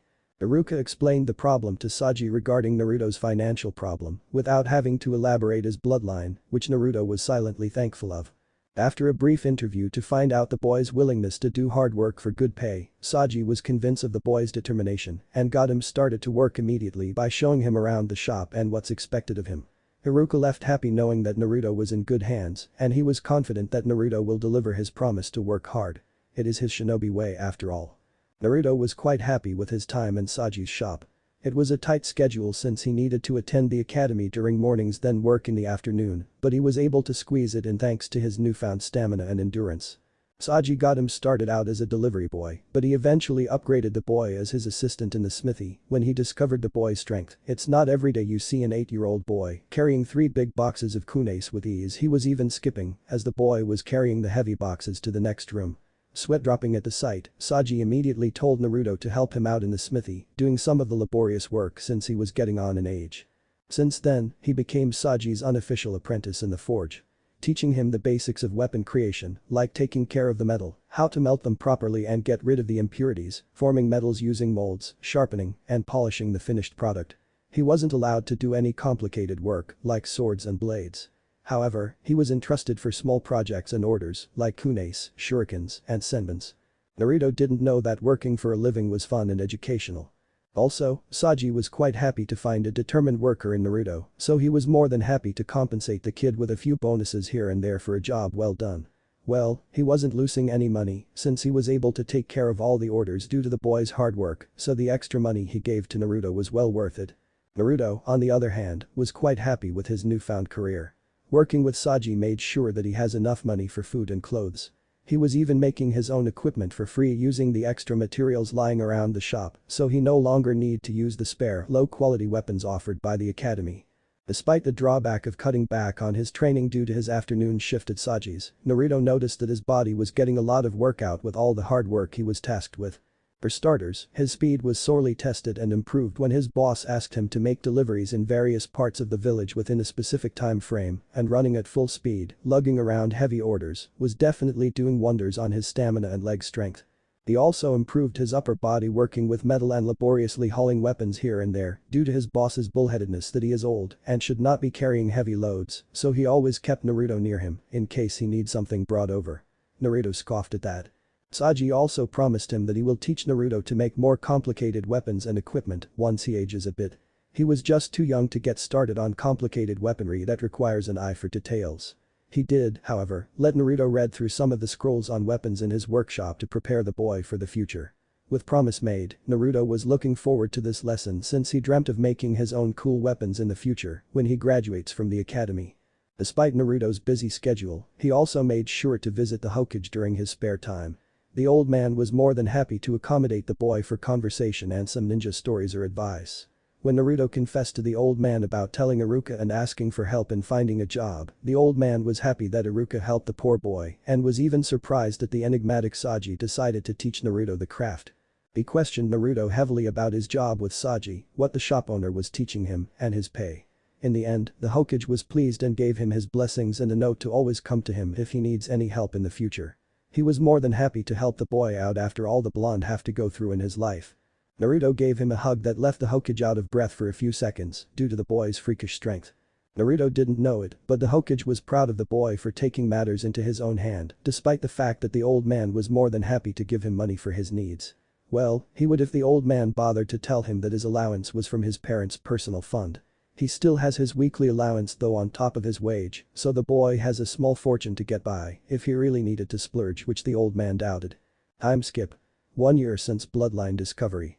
Naruto woke up from the blare of his alarm clock, which he proceeded to silence by smashing it beyond repair with a well-placed slap. Groaning due to the glare of the morning sun, Naruto got up from his comfortable bed and moved to the bathroom to get started on his morning ritual and go to the academy. It's been a year since his bloodline activated and it was a fruitful and happy year for Naruto. His lifestyle changed a full circle due to his emerging bloodline. He didn't realize it yet, but because of his body's needs, he was forced to work that resulted in his current body. For an almost 10-year-old boy, Naruto was quite powerful for his age, though he tended to downplay his strengths since the Hokage asked him to keep quiet about it. He was now 5'5" in height, making him the tallest in his age group. His body was well muscled due to his sweaty grunt work in Saji's shop, which he chose to hide wearing loose clothing since he wanted to avoid being hounded by annoying fangirls like the Uchiha. He shuddered at the thought of getting his own. He also let his hair grow out, so it was already just below his neck and made his hair more messy, but he loved it that way. The previous year has also been a big discovery for Naruto, especially when Kaido brought him to meet Tsunade to test him for any other changes in his bloodline. It seems that his body is still evolving and improving due to his bloodline activation. Tsunade concluded that Naruto will stop changing when he reaches puberty, around 16 or 18. Another revelation is the second DNA strand that was found in Naruto's body. In-depth studies show that there was another part of Naruto's bloodline that requires activation. The ability to change his body into a wolf and vice versa. Naruto was quite excited when he heard this and was literally bouncing around. However, his excitement was blunted when Tsunade and Kaido told him that they didn't know what the trigger was. They both theorized that it would just manifest itself through sudden change in behavior, so Naruto was asked to continue monitoring his emotions if such changes would occur. Naruto finished his shower and proceeded to don his everyday clothes consisting of a black loose shirt, dark brown cargo pants, and black heavy boots. He preferred sandals, but Saji told him that boots are more practical due to his work carrying heavy objects around. A simple sandal would simply give way after a month of heavy use. He proceeded to prepare his usual breakfast of half a dozen eggs, a loaf of bread, and some fruits. His appetite no longer worried him since he has plenty of money to spare because of his work at Saji's. The old man was quite free with his bonuses and until now he didn't know why he was given plenty of it. Good for him though, so he didn't complain. Cleaning up his breakfast, he proceeded to dash towards the academy at a sedate run, no need to bring out his insane speed since he still has plenty of time left. On the way, he met a jogging Lee who was also making his way to the academy. Sprinting up a bit to catch up to the bowl-cut-haired boy, he greeted him. "How you doing, Lee?" greeted Naruto, not the least bit winded after the sprint. "Good morning, Naruto-kun. A youthful day to you, my friend. Are you by chance going to the academy?" asked Lee in his usual loud youthful voice. Naruto has already gotten used to Lee's quirks when he met the lad a few months back. He was fun though if you decide to ignore the youth that usually comes with his speeches. "Yep." Naruto quipped but eventually gave Lee a determined look along with a wolfish grin. The usual. The challenge in his voice was quite evident. Lee grinned at the contest that is about to happen. "Ready. 1, 2, 3 go." Both ran at their top speeds, leaving a huge cloud of dust in their wake to the surprise of some villagers who was in their way. It didn't take them long to reach the academy with their insane speed, which Naruto won this time around. Both of them stopped and took in a huge gulp of air. "That was quite a youthful run, Naruto-kun. You have beaten me this time around, but I shall win tomorrow," declared Lee with fires burning in his eyes despite the sweat running down his face due to the effort he put into the contest. Naruto chuckled at his friend's behavior. These daily challenges were welcome for him since it did present a way to test his capabilities without anyone knowing about it. "What's the current count?" he asked while wiping the sweat off his face with the back of his hand. 221-220 in your favor," answered Lee enthusiastically, already walking towards his classroom. Naruto nodded and made his way towards his classroom after bidding his friend a farewell. He arrived and found that he was the first one there. He checked the clock in the corner and saw that he was 30 minutes early.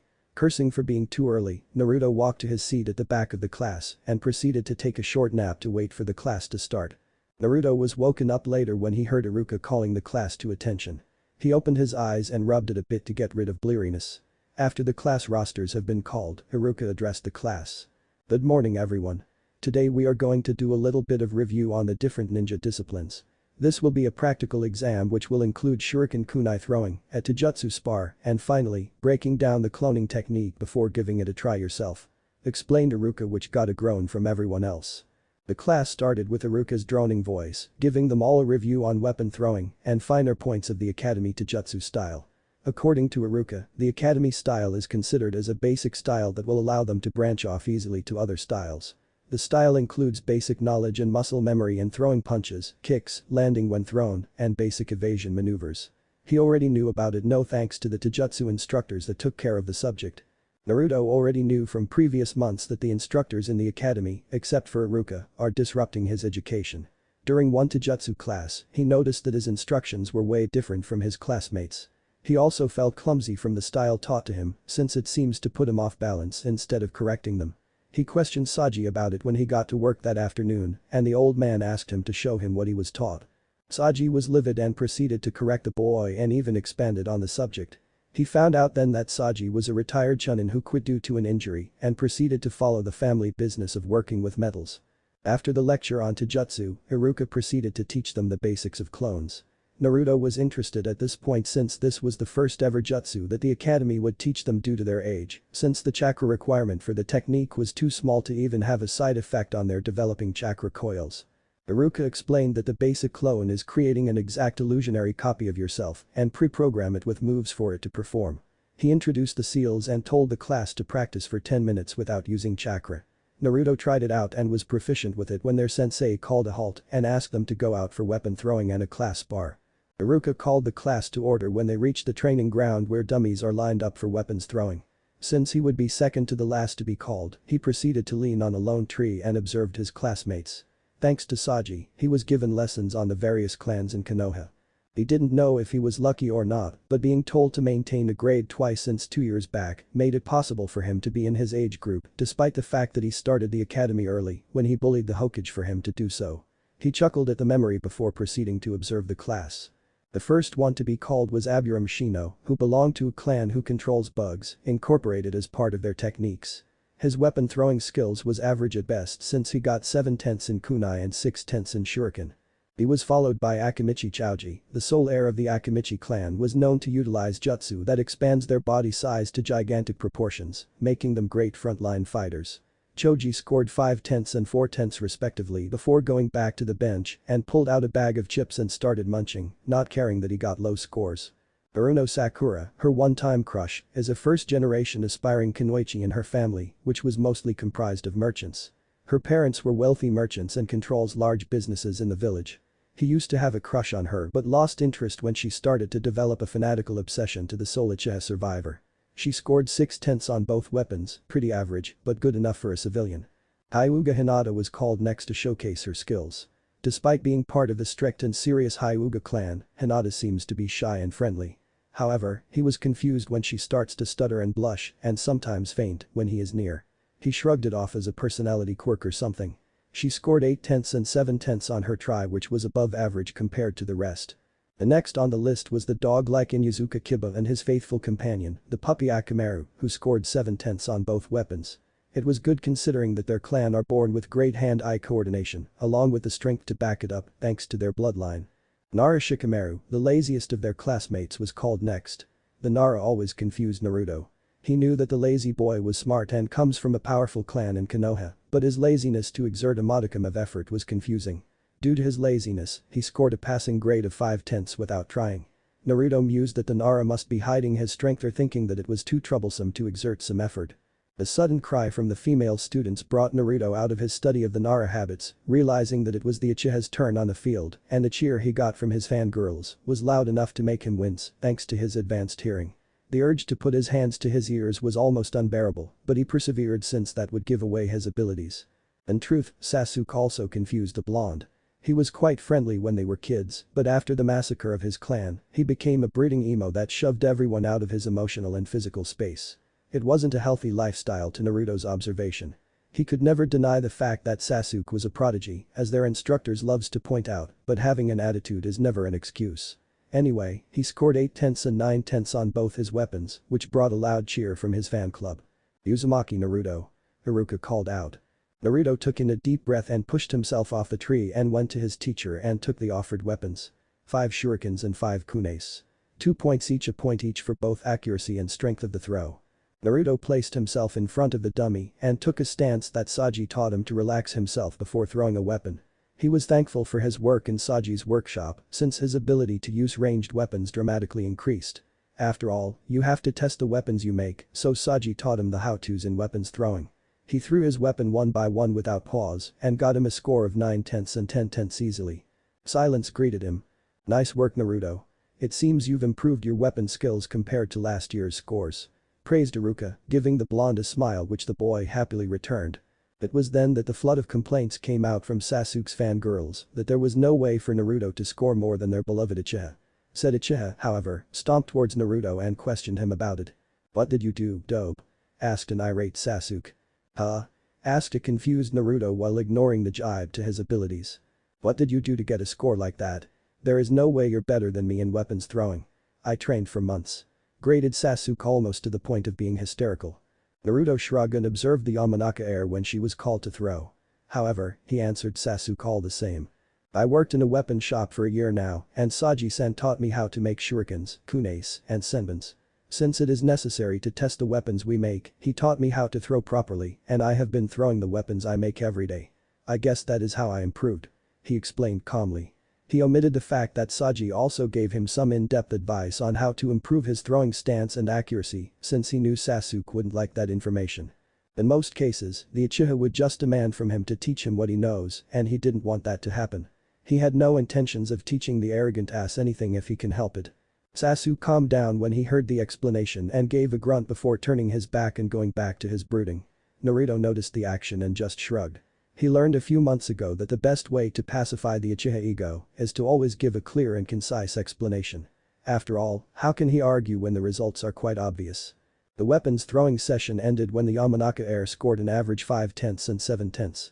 He made a passing note that Ino was better than Sakura before focusing his attention back to Iruka, who was already announcing that the Taijutsu spar will start after a 10-minute break. The Taijutsu spar ended well in his favor. He was partnered with another academy student from a civilian stock. He dodged the attacks easily and ended the contest by getting under the student's guard and a punch to the gut that knocked his opponent unconscious. They were all herded back to the classroom to practice their clones, which was a big disappointment for Naruto, but he was determined to perfect it if it was the last thing he ever done. He kept doing clones for an hour, and all he was able to make is a sickly replica of himself which was lying down on the ground as if it was out of energy. He frowned while the rest of the class was laughing at him, but he ignored it. He did everything right and gave it chakra, but no matter how hard he tried, he didn't know why his clones looked that way. He asked Iruka about it, but he didn't have any explanation as to why. The class ended in failure for Naruto, but he was adamant to perfect the clone technique before he graduates from the academy in the future. Hiruzen Sarutobi and Senju Tsunade were looking at the Hokage's crystal ball that was showing Naruto's class in the academy. They were doing that almost every day for 2 major reasons. 1. To observe Naruto and the growth of his bloodline under the academy's controlled setting. And 2. See the changes in the academy's performance firsthand if their original plan was working or not. Both were looking at the scene with interest. And frowned when Naruto failed the cloning exercise. You know, it is impossible for Naruto to make a basic clone with his chakra reserves. Even the chakra control exercises he will learn when he becomes a genin would be useless since there is just too much for him to properly control. Heck, I'm not even sure if I can control it at all if I was in his shoes. Observed Tsunade, always interested in the development of Naruto's bloodline. The level of chakra Naruto possess will require a better chakra control exercise if he got around to asking for help. I agree. I got the same conclusion myself. If I recall, Kushina had the same problem as well, since the Uzumaki clan is quite well known for their dense and powerful chakra. It was one of the reasons why we have the Kage Bunshin in our possession. She offered it to Konoha when she transferred here from Yuzu as a sign of goodwill. Stated the Hokage, taking a puff from his favorite pipe while thinking of the hot-tempered redhead that was Naruto's mother. Tsunade looked at her sensei with a frown. Why don't you teach him then? It is his birthright after all. If I remember correctly, Kage Bunshin is considered as a basic technique in Yuzu and is a requirement in their genin exams before the village was wiped out. The Hokage hummed in agreement. True, but I prefer to let Naruto come to me with the problem instead of me just offering it to him. I don't want him to become too dependent on me. If I know him well, he will keep trying at it considering his bullheadedness, but if he presents the problem to me, then I will teach it to him. Explained the aged Hokage to his former student, considering how distraught she was over Naruto's continuing struggle with the technique. Ever since the Council Coup and Leaf renovation plan as they called it, Sarutobi Hiruzen reverted back to the persona of the professor that scared Konoha's enemies during the Third Great Shinobi War. No longer was he a complacent leader, giving second chances and letting this runs for themselves. No, he was now a man who analyzed things on a greater perspective, allowing him to determine whether a peaceful solution is needed or the application of brute force to ensure compliance. He was also grooming Tsunade to take the position one day when he retires, which is one of the reasons why both of them were checking on the academy almost every day to see if the changes were being followed to the letter. He trusted Hamura and Kaharu to follow his directives, but it never hurts to check once in a while to make sure that everything is as it should be. It seems that introducing jutsus and increasing weapons proficiency in the academy classes was yielding positive results. However, he was still considering whether it was a good idea to introduce Midogai to the academy's physical program. He shuddered as he envisioned a graduating class of genins wearing green spandex running around Konoha doing missions. The horror of it all. He might need to visit Inoichi later to remove the traumatic vision from his mind. So Tsunade, do you have any news on Naruto's bloodline? Asked Sarutobi, finally breaking the patient facade since he was quite interested in Naruto's bloodline and want to make sure that his surrogate grandson will not be suffering from serious problems in the future. Tsunade opened up a scroll that contained her conclusions and theories regarding Naruto's condition. Nothing much, sensei. It seems that the improvement to his senses, mainly his hearing, smell, and taste have stopped, so we can expect it to be at this level even after he reached maturity. Tsunade reported with a clinical detachment that medic nin should emulate when giving medical reports. However, these senses are still graded than that of the strongest in Yazuka, so he got the best in the bargain. Actually, it is a godsend that it stopped, or else he will be suffering from it in the future, since there is no way to turn it off. I was even surprised when he told me that he could control his senses depending on the situation. His physical body is still improving at an astounding rate, and his work in Saji's shop is doing wonders to his core strength. I guess it was a stroke of genius on Iruka's part to have the kid work there considering his bloodline. When he reaches puberty, he would be somewhere around 6'3" in height with a body as powerful as a bodybuilder, but springy as an athlete. The totality of the report pleased Sarutobi immensely. Not only was his surrogate grandson a powerful shinobi in training, he was silently relieved that the boy's ability will be used for the safety of the leaf. That is great news, Tsunade. Yes, Iruka did earn my respect when he helped the boy out. He paused a bit, remembering a tiny info in Tsunade's notes. How about the activation of Naruto's wolf transformation as you called it? The legendary slug Sanin shrugged while sealing the medical reports back into her personal storage scroll. Nothing so far. We know that it is a mental and emotional trigger, but we haven't determined anything yet. We have come to a conclusion that the change might require him to age a bit first, or it will require a massive amount of mental and emotional trauma to initiate the change. Aside from that, we got nothing concrete. Only time can tell how it would come out. The Hokage nodded. There was nothing he could do about it but pray that the emergence of this phase of Naruto's bloodline wouldn't be detrimental to the boy's health. Keep me posted after every checkup to make sure that no harm comes to Naruto. I have failed him once before and I will not do so again.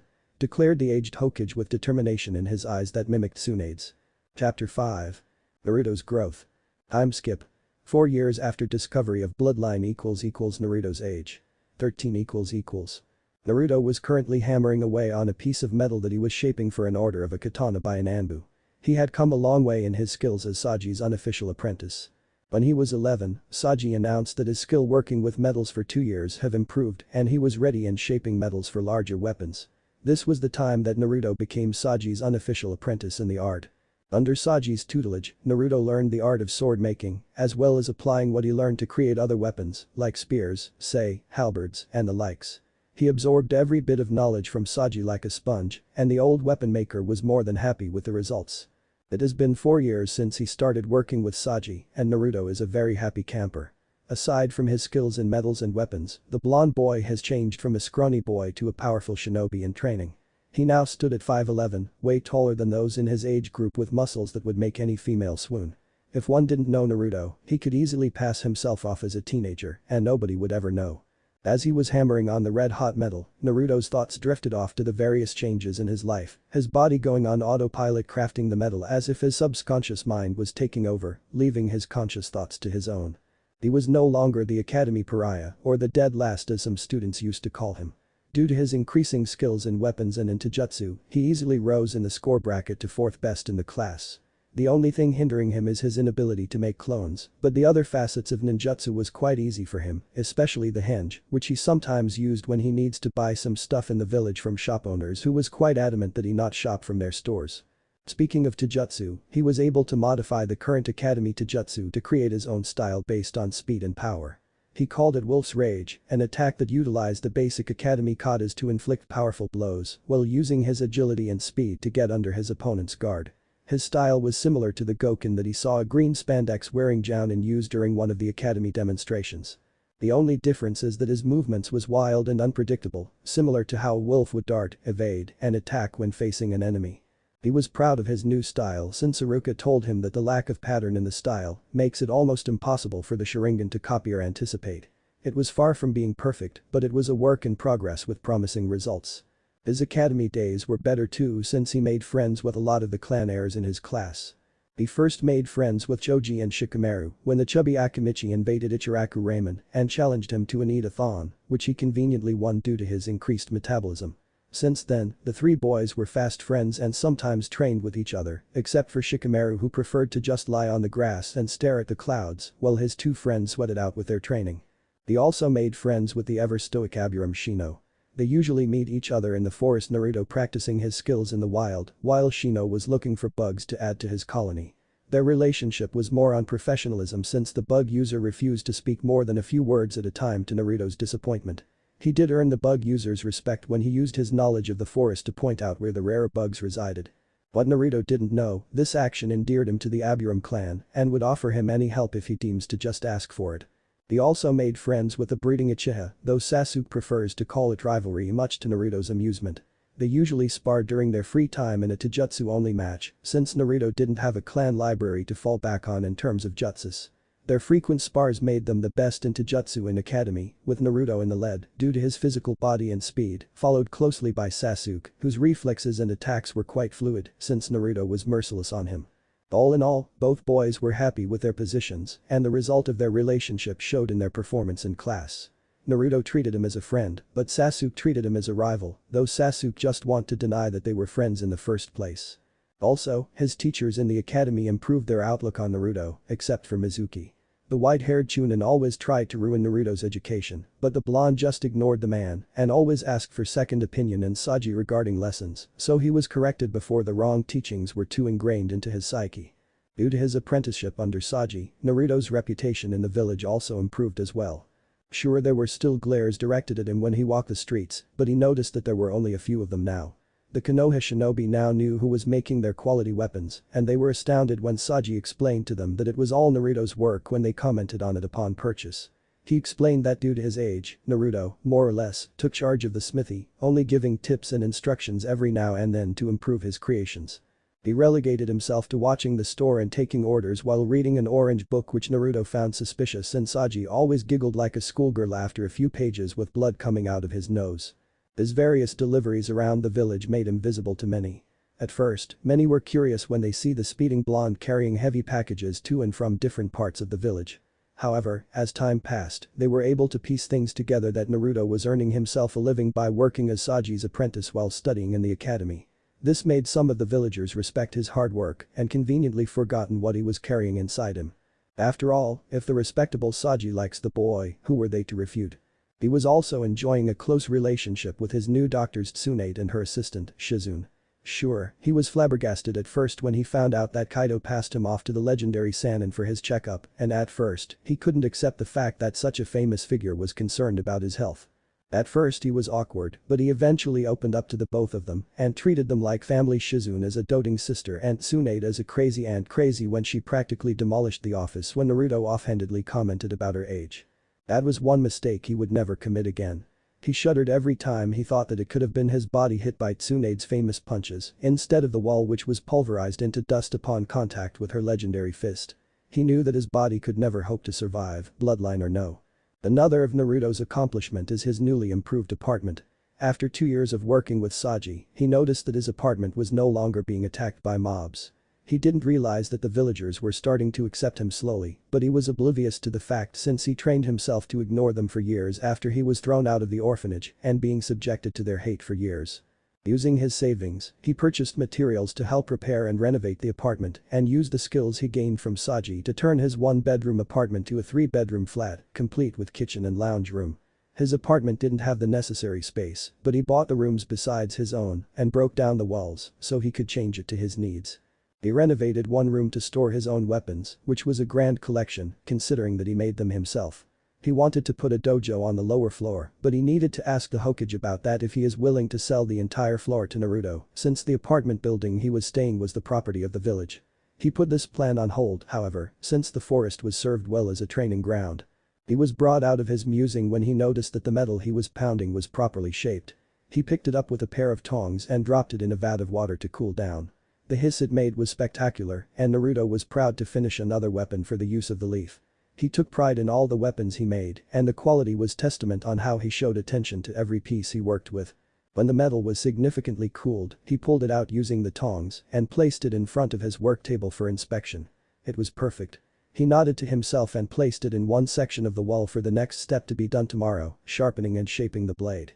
His genin exam is scheduled this afternoon and was hoping to pass it so he can finally become a part of Konoha's military and achieve his dream. He wiped the sweat from his brows and removed the leather apron he was wearing, revealing a powerful, muscled body without an ounce of fat. He took a white shirt from one of the hooks on the wall, placed it over his head and tugged it in place.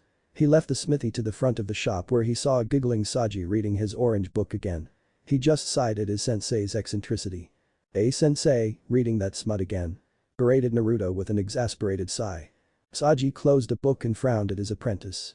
"Shut up Gaki, you can never become a man if you don't read this fine piece of literature." Naruto scoffed. "That's just porn. Only perverts read those. And I'm no pervert," declared the blonde boy. Saji gave Naruto a perverted grin. "Really now? So the blush you were sporting when Higurashi's kid, Tenten, came by a few days ago was nothing? Huh?" he finished with a leer. Naruto blushed and scowled. "Shut up sensei. Anyway, I'm leaving early. I need to get to my apartment to freshen up so I won't be late for today's exam." The old man nodded and gave the boy a pat on the back. "You will do great boy. Make sure that you come by after you graduate. I have something that you would find interesting." Naruto gave him a curious look. "Is this about the project you were making for months now?" Naruto knew that Saji was working on the smith during his off days and effectively hiding it from him.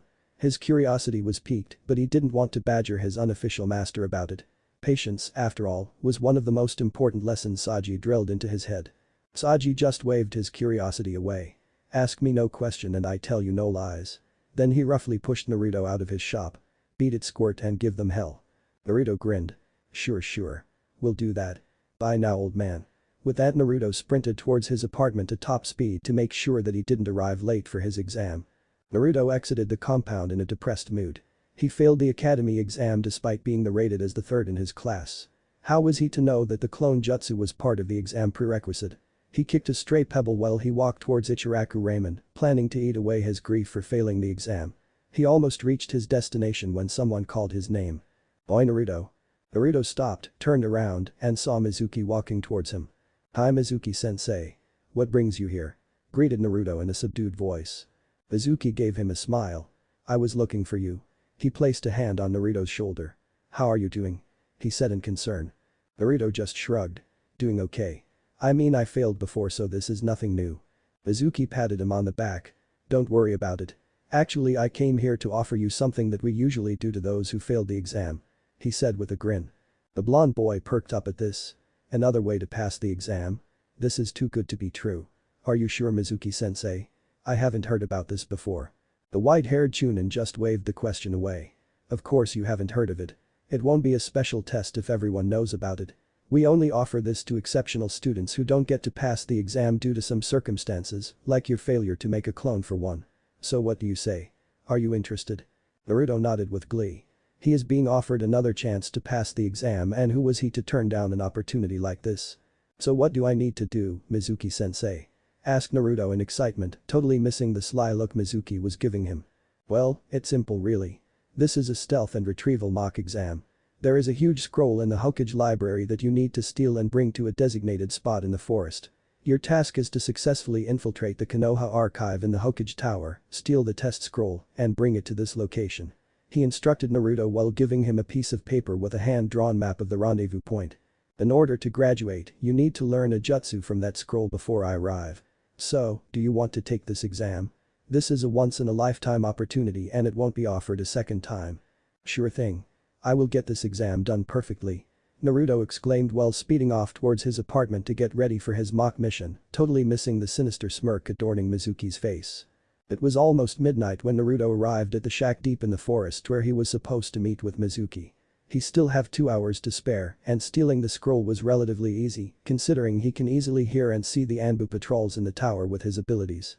Squatting down on the ground, he placed the scroll on the grassy floor and opened it. The first technique he saw was the Kage Bunshin technique. A cloning technique that requires a huge amount of chakra to perform. Jackpot. Here is the solution for his worst jutsu that made him fail the academy.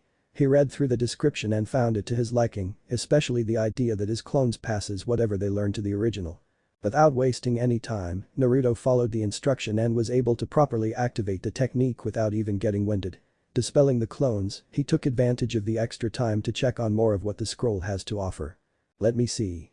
I got the Kage Bunshin down, so that is enough for me to pass Mizuki-sensei's test, so let's see what else this scroll has. Himharation. Fourth Hokage's price jutsu, not too complicated. He continued to unroll the scroll. Forbidden sealing methods, nope. I have no knowledge on seals and these are too complicated. Let me see what's this. Legendary summoning, huh? Now that sounds interesting. He read the content. Legendary summoning. Unlike other summoning contracts, the legendary summoning borders beyond the normal summoning animals. The technique was first used by the Shodai Hokage, but he failed the test by one of the creatures he was able to summon. There is no known drawback to this technique except for the fact that it requires massive amounts of chakra to even connect to the one you are supposed to summon. It is also noted that this type of summoning technique will summon the animal that is suited for you at the expense of your chakra. Beware. Many shinobis have died from utilizing this technique when they were completely drained dry of their chakra when making contact with their summoning animal. Only 3 people have accomplished this, mainly Jiraiya of the toads, Orochimaru of the snake, and Tsunade of the slugs. Sarutobi Hiruzen. Sandaime Hokage. Holder and guardian of the monkey summoning contract. Naruto was flabbergasted with his discovery. So this is how summoning animals was made possible. If he was right, he could easily pull this off considering the amount of chakra at his disposal. Having his own summon animal was quite cool after all. Naruto was about to try the technique when Iruka suddenly appeared in front of him with an angry scowl on his face. Naruto. What have you done? Why did you steal the forbidden scroll? Shouted Iruka. Naruto just gave him a confused look. Huh? What do you mean, Iruka-sensei? Weren't you here to check up on me and to test me what technique I learned from the scroll so I can pass the special exam? Now it was Iruka's turn to be confused. What special exam? I haven't heard of any special exam. Hollered Iruka. What? Mizuki-sensei told me that there is a special exam offered by the academy. He told me to steal this scroll, learn a technique from it in order to pass, and he will meet with me to test me afterwards. Explained Naruto, excited to show Iruka what he learned. Iruka was far from stupid. From Naruto's revelation, it seems that the blonde was clueless that he was tricked into stealing the scroll by Mizuki. He was about to tell the blonde when a sudden barrage of shurikens flew towards them from shadows of the forest. Seeing no other way, he pushed Naruto and the scroll away from him and in the process, got hit by several of them.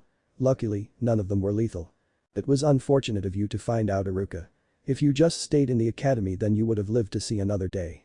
Stated Mizuki after he dropped down on a branch and sneered at his bleeding co-teacher. Iruka grunted as he pulled at a shuriken embedded on his shoulder before glaring at Mizuki. Mizuki. You traitor. How could you trick Naruto to steal the scroll? You're committing treason. Yada yada yada. Is that all you have to say, Iruka? I thought better of you. Besides, who would care if I tricked the boy? He is nothing more than a demon. Spat Mizuki with obvious hatred for the boy who was watching the scene. Naruto, who was confused and angered at the attack at Iruka, looked at Mizuki with confusion and rage in his eyes. What are you doing, Mizuki-sensei? He bellowed. Mizuki sneered. Shut up, demon. Why don't you just give me the scroll and let me kill you before I go on my merry way? Iruka got in between the two and drew a kunai from his pouch, adopting a defensive stance and glared at Mizuki. Naruto, get away from here. Protect the scroll and run. ordered Iruka, preparing to attack Mizuki as a decoy to give Naruto time to get to the village and get help. Naruto was about to leave when Mizuki's next statement made him stop in his tracks. Do you want to know why everyone hated you, Naruto? Why everyone in the village keeps calling you a demon? Initiating his plan to keep the boy rooted on the spot so he can take the scroll later after he dealt with Iruka. Iruka couldn't believe what Mizuki was saying. This was a secret punishable by death. Mizuki. Don't. The Hokage forbade us to even mention that. Who cares, Iruka? I'm leaving the village anyway. Besides, don't you think it's only fitting to let the boy know before I kill him? Said Mizuki with an evil smirk on his face, quite happy that his plan was working like clockwork. Naruto was confused. What in the world were they talking about? Iruka-sensei. What is Mizuki talking about? Asked a confused Naruto. Before Iruka could answer, Mizuki beat him to it. Oh ho. You want to know badly, boy. You remembered the Kyuubi, don't you? The one that attacked the village 13 years ago. Naruto nodded, confusion lining his face. Good. You see, the Yondaime didn't kill the Kyuubi. He sealed it. Mizuki. No. Iruka shouted in desperation, he even threw a kunai at Mizuki hoping to stop the revelation, but the traitor just moved out of the way before continuing. Shut up, Iruka. Where was I? Oh yes. He sealed it in a boy that was also born the night the demon attacked. Guess what? You're the boy that he sealed the Kyuubi into. You're a demon. You're the Kyuubi no Yoko. Finished Mizuki with an evil cackle upon seeing the look of shock on the boy's face. Naruto froze at the revelation. He remembered all the times that the villagers attacked him, spouting demon brat and fox demon every time they land a punch or a kick on him. He also remembered the glare of the villagers as he passed by them. Now everything was clear. No wonder the villagers hated him. Mizuki saw that Naruto was frozen on the spot by the revelation, so he took advantage of the situation. Die, demon. He threw the massive shuriken he was holding towards the still frozen Naruto, thinking to end the demon's life there and then, and gained recognition in the process, not that he needed it since he was leaving the village anyway. Iruka saw the projectile flying towards his beloved student, so he did the only thing he could think of. He shoved Naruto down to the ground and shielded him with his body. A loud squelching sound echoed throughout the clearing when one of the blades of the shuriken embedded itself into Iruka's back. Naruto was brought out of his shock when he saw his teacher push him out of the way of the shuriken and took the attack himself. He looked at the figure of Iruka covering him, with blood running down the side of his mouth. Are you okay, Naruto? Slurred Iruka, coughing a little bit of blood that splattered on Naruto's face. Iruka-sensei. Why did you save me? I'm a demon. I should die. Blurted a shocked Naruto. Iruka shook his head slowly and gave Naruto a smile. And no, Naruto. Why you aren't a demon? I should know since I saw you grow to a fine man you are. Iruka coughed again, more blood dribbling down his chin from the damage he sustained from the attack. Oh shut up, Iruka. You hate the fox more than I do. Spat Mizuki, glaring at the two on the ground beneath him. Yes. I do hate the fox. Stated Iruka. Naruto froze at this revelation. But Naruto is not the fox. He is my beloved student who I would protect with my life. Mizuki sneered. So be it. Then die, Iruka. He was about to throw his other shuriken when an earth-shattering punch collided with his face that threw him to the ground with a sickening crunch. He pulled himself up after gathering his wits and saw Naruto standing in front of him, between him and the prostrate Iruka, glaring at him with cold fury in his eyes. You will not hurt Iruka-sensei. If you touch him again, I'll return the pain 1,000 times over. Declared Naruto in a cold voice that made Mizuki shiver. Mizuki scoffed and pulled himself off the ground and withdrew a kunai from his pouch. Give it a try, demon. You're no match against me. What can an academy dropout do to a seasoned chunin like me? Naruto just glared at the man he hated with all his guts for hurting his beloved sensei. He made a modified cross-ram seal in front of him and shouted. This. Kage Bunshin no Jutsu. The clearing was covered in smoke which later dissipated, revealing hundreds of Naruto clones glaring at the traitor. The blonde grinned at the shocked look on Mizuki's face and shouted. Okay, boys. Make him feel pain like never before. The loud yes boss echoed throughout the clearing and the entire clone army descended on the shocked Mizuki and beat the hell out of him. Naruto walked back to Iruka to check up on his beloved teacher that practically saved his life. Iruka-sensei, are you okay? I should bring you to the hospital. You're bleeding very badly. Iruka was shocked when he saw Naruto clobber the hell out of Mizuki with hundreds of clones. Shadow clones. He watched a beating that Mizuki received for a few minutes before the hundreds of clones dispelled, revealing a beat-up Mizuki in the middle of the clearing. He heard Naruto ask him if he was okay and looked at the grinning yet concerned face of his beloved student. Yes, Naruto. I'm fine. Nice job in beating Mizuki. He pulled out 2 pills from his pouch and took them. Chakra and blood replenishing pills. When you attacked Mizuki, I diverted all of my chakra to the wound to close it up. I drained all of my chakra just to close it up, so I need to replenish it. Explained Iruka when he saw the questioning look on Naruto's face. I didn't know that. Confessed Naruto while scratching the back of his head in embarrassment. Iruka chuckled. Anyway, let's go return the scroll to the Hokage, watch out. He pushed Naruto out of the way when he heard the distinct metallic clink from Mizuki's direction and was hit by a kunai in the chest. Naruto was savagely pushed out of the way when Iruka shouted. He looked back at his sensei and saw a kunai stuck on his chest. He saw red. Seeing Iruka's shocked face and a kunai on his chest made Naruto's felt fear and rage. Fear for Iruka's health and rage over the attack to one of his precious people. He swerved his head and glared at a bleeding Mizuki who have a triumphant look on his face. Good riddance to bad rubbish. Stuttered Mizuki as he spat out some blood that was pooling in his mouth.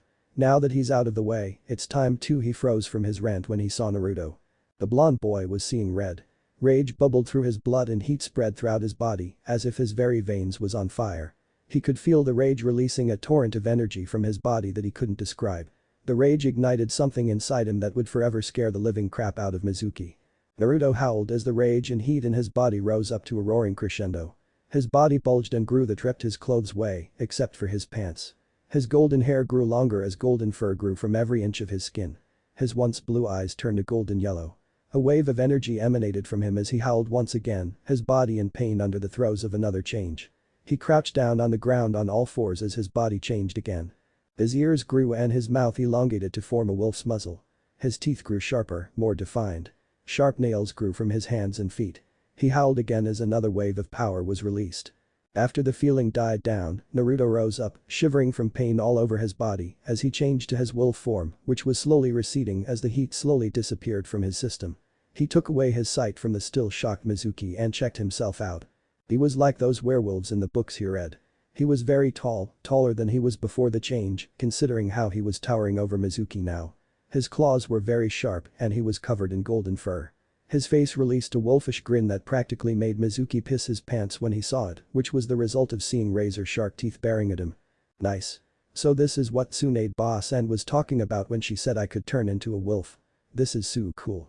Crowed the now changed blonde as he examined the changes on his body. He felt so powerful, so free, so liberating. The feeling made him want to howl again, not in pain but of freedom. He was about to do so when the voice of Mizuki interrupted him. This caused him to growl in annoyance. What are you? Demon. I knew it. You're the Kyuubi. Ranted a still shocked Mizuki. Naruto released a wolf-like growl that echoed throughout the clearing. Are you stupid or what? I'm a wolf, you idiot. Kyuubi is a fox and as you can see gesturing to his changed body, I'm a wolf or a wolf man, Dumbus. Shut up. You won't trick me, demon. Die. Spat Mizuki, gathering up what's left of his courage and threw his lone shuriken at Naruto, who watched it spinning towards him in slow motion. He easily snatched it out of thin air by grasping one of its blades with ease. He looked at the weapon for a few moments and realized that it was one of his creations. Boy team. How dare you attack me with a weapon that I made? Besides, this is how you use it. He threw the shuriken back at Mizuki with amazing strength. The speed that it was flying made it impossible for the traitor to avoid it entirely, slicing one of his arms off by the elbow before it cut off one of the trees behind him before getting stuck at another. Mizuki howled in pain. Naruto saw his chance and dashed forward with his powerful legs and punched Mizuki in the gut with a powerful uppercut that broke one of his lower ribs and threw him up into the air. Naruto then jumped up and did an axe kick that hit the traitor on the back and propelled him to the ground with amazing force that it caused a crater upon impact. Naruto landed at the edge of the Mizuki-shaped crater and saw the traitorous Chunin knocked out from the blow. The team was still alive, judging from the shallow movement of his chest. Naruto snorted and walked back to his beloved sensei with a gait similar of a predator stalking his prey. Iruka coughed and blearily opened his eyes but shouted when he saw a golden werewolf grinning in front of him. "Ah, don't eat me," he screamed in a high-pitched voice. Naruto was shocked at Iruka's outburst but could understand Iruka's position considering his recent change. "Nah, Iruka-sensei. It's me. Naruto." Desperately holding in his laughter from Iruka's childish reaction. "Nah, Naruto. Is that you?" stuttered Iruka. Naruto rolled his eyes and gave Iruka a huge wolfy grin that scared the wounded Chunin again. After all, seeing razor-sharp teeth just a few inches from your face have that effect on anyone. Yep. I finally activated another part of my bloodline that Tsunade Boss-san told me about. I'm a wolf, see? Or maybe a werewolf. Isn't it cool? Naruto jumped back to show Iruka his entire frame. Iruka chuckled. Yep, this was Naruto alright. He checked his wounds and was lucky that one of the storage scrolls in his chest pocket protected him from the kunai. He sighed in relief.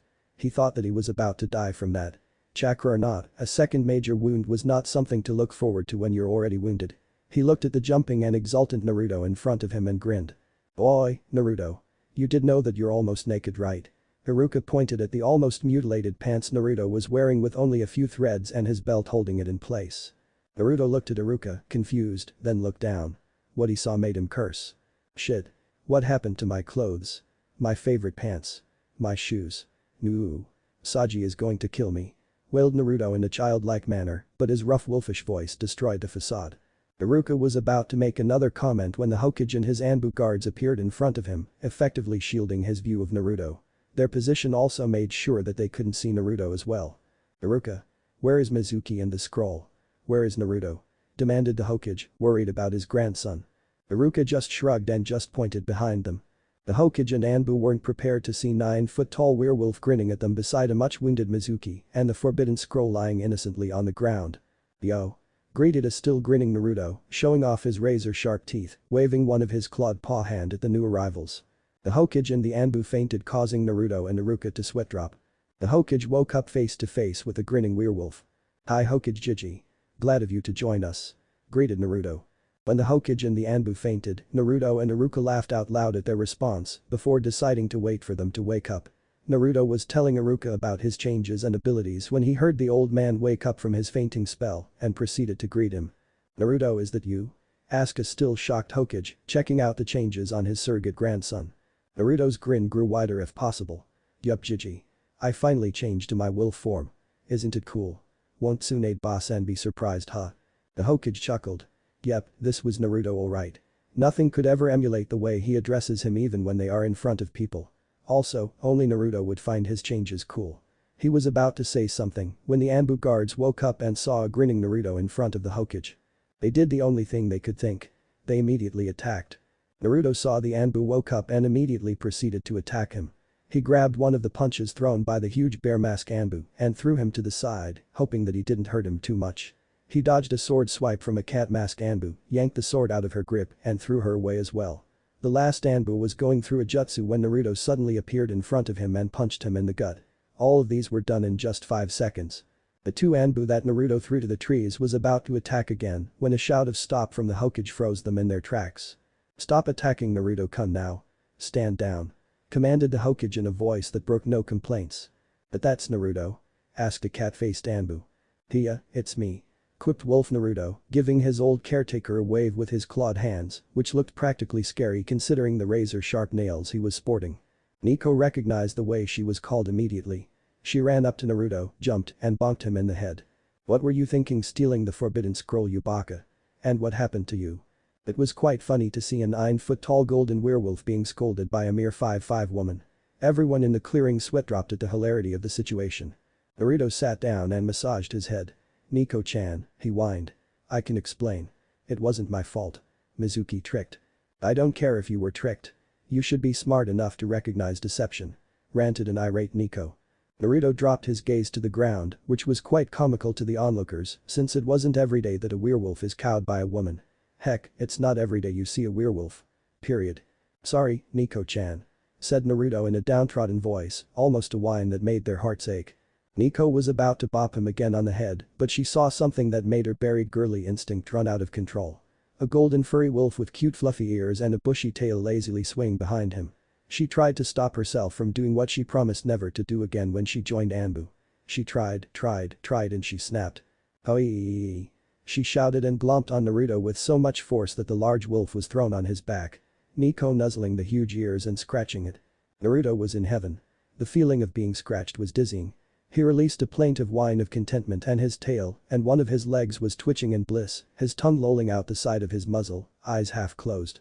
Iruka and the Hokage saw the potential blackmail material the scene opened up to, so they immediately whipped out a camera from somewhere and took multiple photos of the oblivious duo, then hid it again without anyone noticing.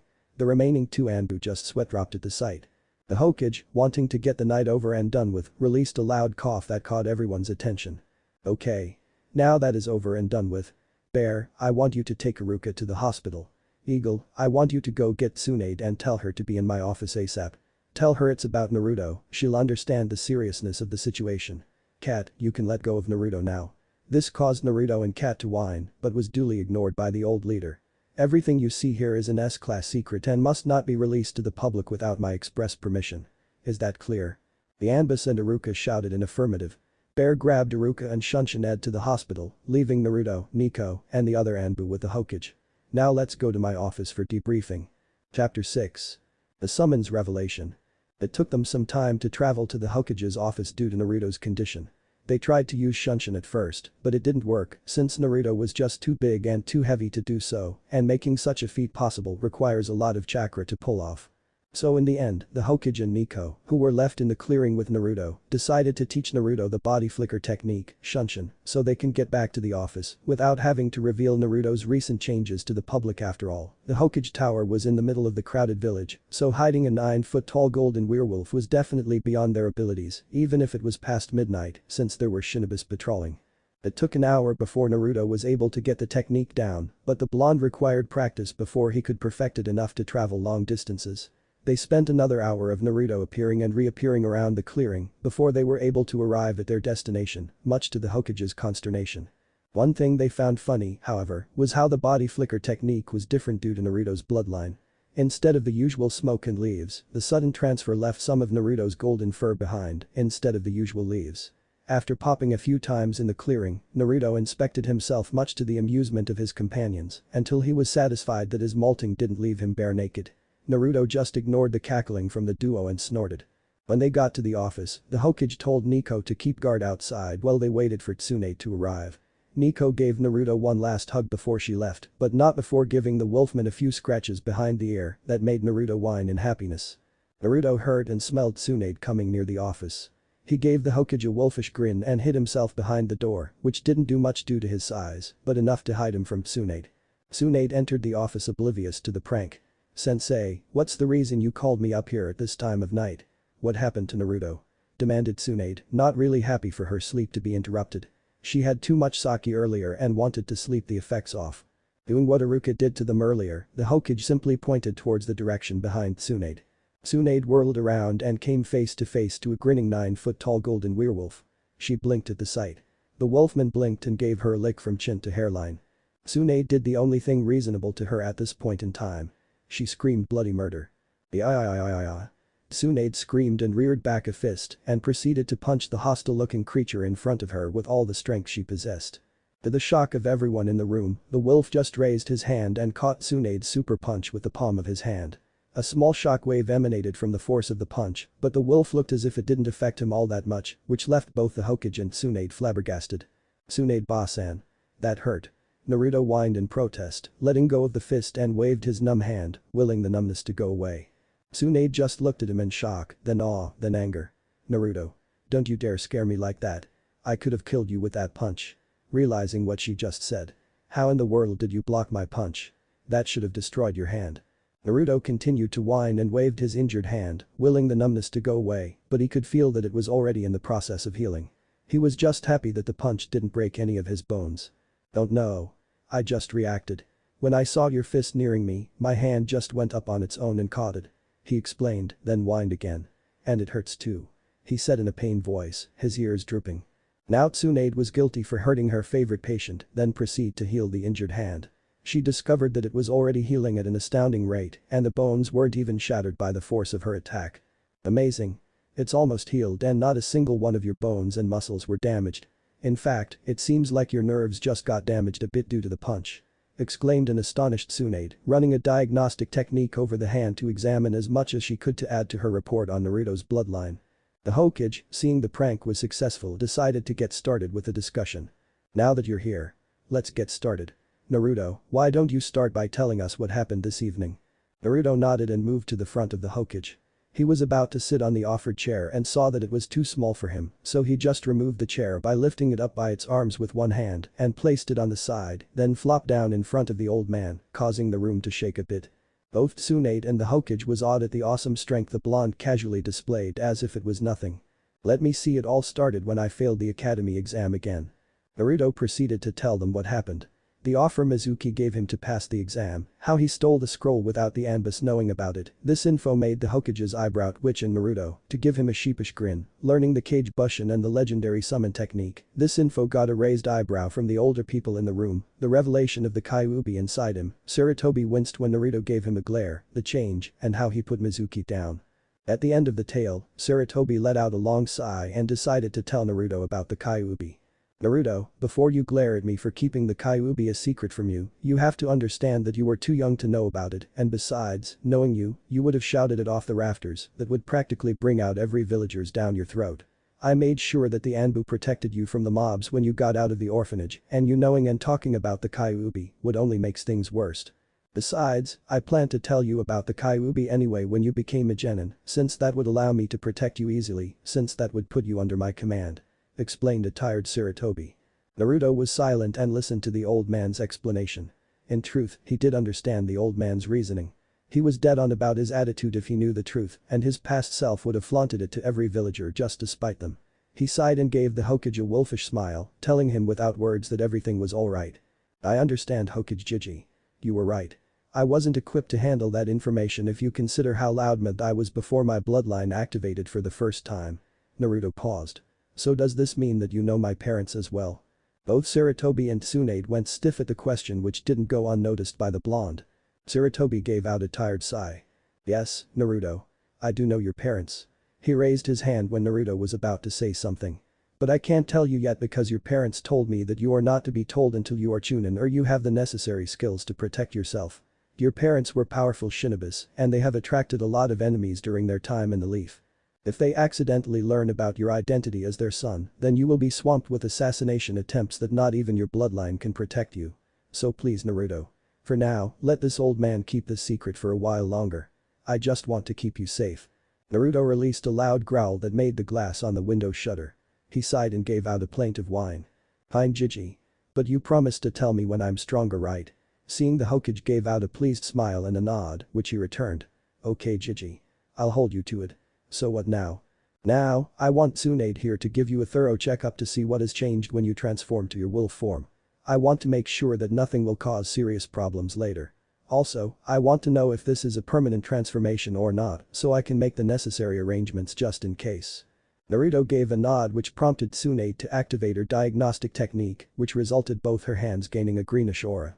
She placed her hands in various parts of Naruto's body, including the area where his little wolf was located, which caused him to blush. He didn't turn red, but the rising of his fur was definitely a sign of blushing for someone like him. Tsunade continued to scan and prod the wolf for almost 30 minutes before turning the technique off. So what's the verdict, Tsunade-san?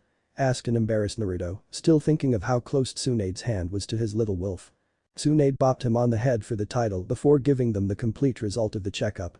From what I gathered after I diagnosed his body, there is nothing wrong with Naruto when he is in this form. Yes, this is only a temporary form. From what I checked, the DNA strand that contained the wolf transformation gene is still separate, but it seems to be dominant this time around, considering the amount of chakra it's been releasing. Before, the human gene was releasing chakra, so I guess that the wolf gene was dormant. Anyway, it seems that Naruto got a boost in all of his abilities. His Dijutsu seems to be activated without requiring him to consciously do so. His strength is 10 times more when he was human, which gives testimony to how he was able to block my punch without any obvious damage. His muscle and bone density tripled, so I guess his speed also went up a notch. From what you told me how he threw those Anbus around like a rag doll, that doesn't require any explanation. His chakra network also expanded after the change, so he is holding 3 times the amount of chakra he has to fit his body size. Well, that's it. Tsunade finished her explanation, which left the werewolf and the Hokage flabbergasted with the result. Wow. Cool. Bellowed an excited Naruto, then released an ear-splitting howl that smashed the glass on the windows in the office from the force of it. Naruto stopped the howling when he saw the shattered window and grinned sheepishly while scratching one of his ears with a clawed finger. So, how do I turn back to my human form? Both Tsunade and the Hokage looked at each other, then at Naruto. The slug Sanin shrugged. Don't know. From what you told me, rage seems to be the trigger to your werewolf form, but we don't know what the trigger would be to turn you back. All I know is that you have the ability to do so. Damn it. How am I supposed to work with me like this? I mean, I won't even fit inside Saji's shop being 9 foot tall and all. Whined a clearly distraught werewolf. The Hokage was about to say something when the door to his office was violently thrown open by a distraught Inuzuka clan head. "Hokage-sama. Something is wrong with my dogs." The howl earlier made them. She trailed off from her shouting when she saw a large golden-furred wolfman staring at her, along with a shocked Tsunade and a sighing Hokage. "What in the world is that?" She pointed at the wolf man while her partner Kurumeru was whining behind her. The Hokage sighed. "This is going to be a long night. So let me get this straight." Naruto Tsume pointing at a clearly sleeping Naruto in his wolf form in one corner of the room, tail and ears twitching every now and then, has a bloodline similar to that of a wolf that allowed him to turn into that, pointing to Naruto again who snorted in his sleep, oblivious to the world around him, which granted him unbelievable strength, speed, and agility, with senses that surpassed those in my clan. She took a deep breath then. "Did I leave anything out?" The Hokage just shook his head. "Nope, you got it all. Now, this is an S-class secret temporarily before we can discover what Naruto can really do. Once we have a complete readout of all of his abilities, then we can release it to the public. I am thinking of making Naruto as a clan head despite his age, since it is one of the laws that the Shodaime enacted when he formed the village. Those who have a bloodline are automatically clan heads." Everyone became quiet, their own thoughts occupying their minds. Tsunade thinking of Naruto's bloodline, the Hokage thinking of ways to improve Naruto's way of life in the village, and Tsume about the revelation of this alpha wolf in the village, an alpha that is obviously far above his own clan and kennel, that made her and Kurumeru, her dog companion, nervous as their instincts told them to just bow down to the golden-haired wolf sleeping in the corner. The loud grunt from the sleeping werewolf in the corner surprised them. Tsunade, who didn't like to be jolted like that, proceeded to bop Naruto on the head hard. Naruto woke up immediately with a whine. "What did you do that for, Tsunade-san? Can't you see I was sleeping?" whined a clearly annoyed Naruto. Tsunade snorted and gave the wolfman a glare. "It's about time you woke up, Gaki. We have to find out where we can hide you till you change back to your human form." She turned her attention to a clearly amused Hokage. "Sensei, where is Jiraiya? He should be here."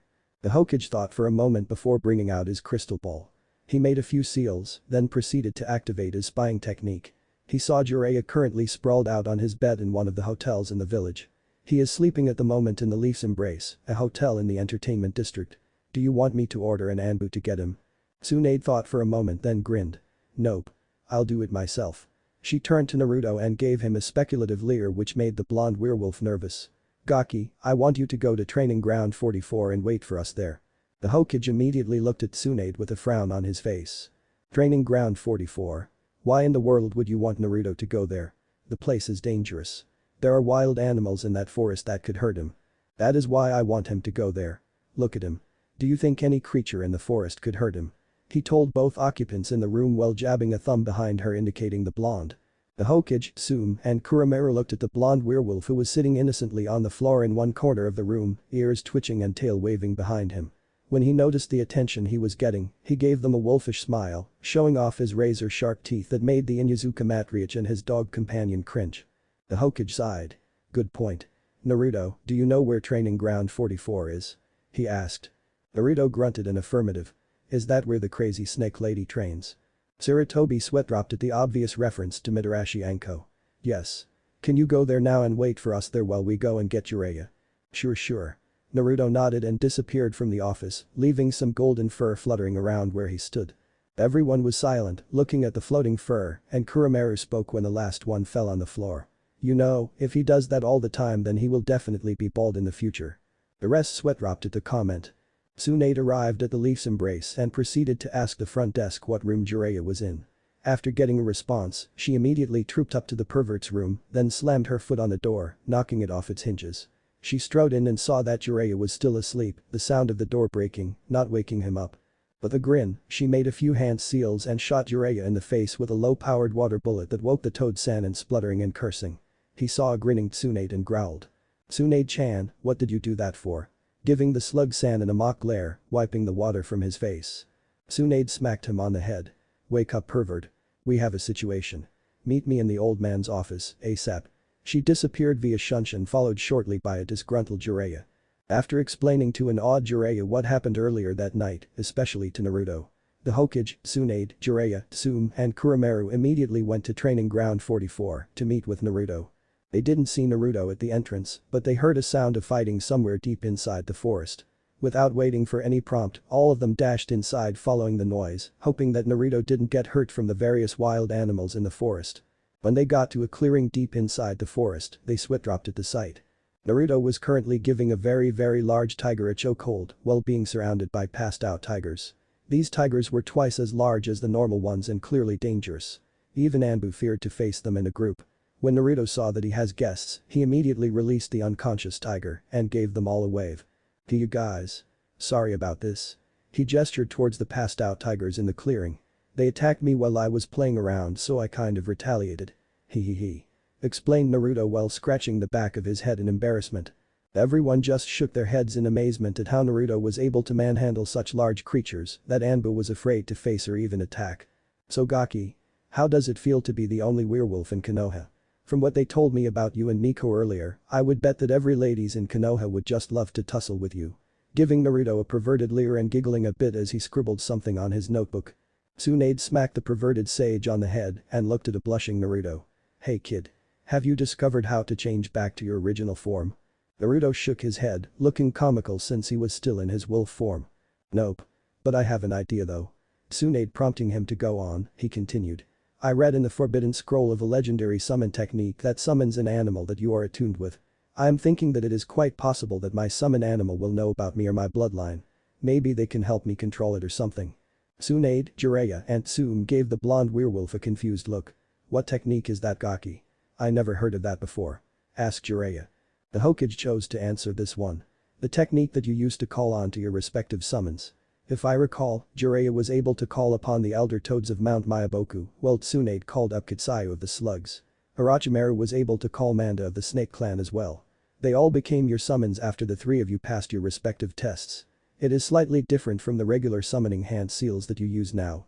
Both Sanin nodded in remembrance, but Tsunade was concerned over something. "Are you sure, sensei? If I remember correctly, both me and Orochimaru passed out when we tried it due to chakra exhaustion. Naruto is still too young to do it." "Yes, he would be too young at the moment to attempt the summoning, but you told me that Naruto has 3 times the chakra he has in human form, so it means that his chakra is 4 times my own. He can do this technique easily with enough chakra to spare," explained the Hokage. Tsunade nodded. The boy indeed have more chakra than all of them combined at the moment. If she would hazard a guess, his chakra reserve is currently on par with a low-level Biju or tailed beast. "Okay Naruto. Proceed with the summoning. We will stand back a ways in the forest to avoid angering the boss you will be calling to you." Naruto nodded and looked around the clearing, thinking it was big enough for such an experience. He pulled in a deep breath and released it slowly. He went through the seals he memorized from the scroll and slammed it on the ground while calling out the technique. Denkateki Kuchius no Jutsu, legendary summon technique. The chakra surge that Naruto released was enormous as he shouted the technique. A large puff of smoke covered the entire clearing before it dissipated, revealing a sight that could even make Manda, the boss of the Snake Clan, cringe in fright. Naruto was standing on top of the head of a gigantic wolf, easily twice the size of Gamabunta. The wolf sported a large scar that passed through its right eye, dark gray fur with white slashes like that of a tiger's stripes.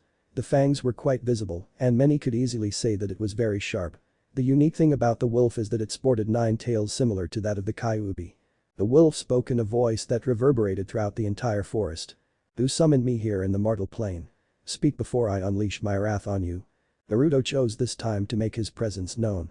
He knocked on the wolf's head, making everyone who was hiding in the forest wince at the disrespect and spoke directly to the summon.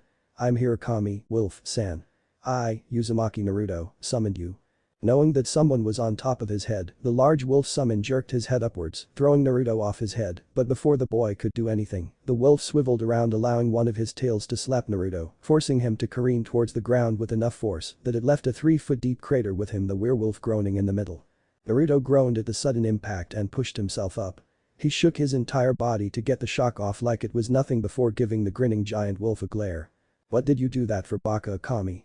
shouted Naruto, clearly annoyed at being slammed on the ground like a rag doll. The wolf's grin widened some more, revealing more of its razor-sharp teeth. "Oh ho. You survived that, did you?" He gave the boy a closer look. "Would you look at that, I didn't know your kind survived after all this years," said the wolf in amazement. "My kind? What can you tell me about my kind?" demanded Naruto. The wolf gave him a fanged grin. "I will tell you if you defeat someone of my choosing in combat. Since you have summoned me here as my summoner, I need to determine if you're worthy to summon the Moon Wolf clan. Will you accept my challenge, young pup?" taunted the wolf. Naruto bristled at being called pup. He bared his teeth at the huge wolf and shouted at the top of his lungs. Bring it on, you oversized plush toy. Challenged Naruto. Everyone who heard Naruto's insult and challenge slapped their face in unison. The Hokage sincerely hoped that Naruto would survive the challenge, or in worst case, enough of him to be buried in a funeral. You're quite courageous, pup. Let me call my champion for battle. The wolf boss sat on his haunches, and a large puff of smoke appeared in front of him. This time, the wolf that appeared was twice the size of Naruto, sporting blood-red fur, claws and fangs ready for ripping. It sported 3 tails waving behind him. You called me Fenrir-sama. Ninjutsu, Crescent Moon, we have a new summoner to test. Informed the newly named Fenrir to the new arrival. He gestured towards Naruto, who was busy checking out the new red wolf in front of him, with his muzzle. Ninjutsu saw Naruto and was surprised at the challenger. Interesting. So one survived the Great Cataclysm. This should be interesting indeed. Jinjutsu got into a battle stance. Are you ready, young pup? He taunted the blonde. Naruto heard the taunt and just gave the wolf a challenging grin. Fighting another wolf made the blood in his veins boil with anticipation. Hidden instincts boiled to the surface, readying his muscles, instinctively telling him how to attack and defend with ease. Both fighters were at the ready, waiting for some sort of signal before attacking. Sensing the need, Fenrir gave them the much-awaited signal. Begin. Ninjutsu heard the signal and immediately dashed towards Naruto, mouth wide open, fangs glinting in the moonlight, lunging for Naruto's throat. Naruto was surprised by the sudden attack, but his instinct saved him from being decapitated by jumping to the side. He launched a counter-attack on his own with a swipe of his sharp claws, which the wolf easily avoided by jumping over Naruto, somersaulting and attacking Naruto's back with his paws, leaving deep gashes and blood being spilled on the ground. Naruto grunted in pain but could already feel the wound healing. Deciding to give back what he got, he mule-kicked the wolf on the ribs that caused it to be thrown 10 feet away from the healing blonde. Ninjutsu shook the cobwebs away from such a strong kick and eyed the boy with anticipation. He was expecting an easy fight, but it seems that the boy was making this a challenge for him. Fenrir, who was eyeing the fight, was enjoying the start of the match. He thought that the boy was done for when his champion executed one of his prized techniques. He was shocked that the boy withstood the attack and countered it, effectively throwing his champion away, giving him time to gather his bearings.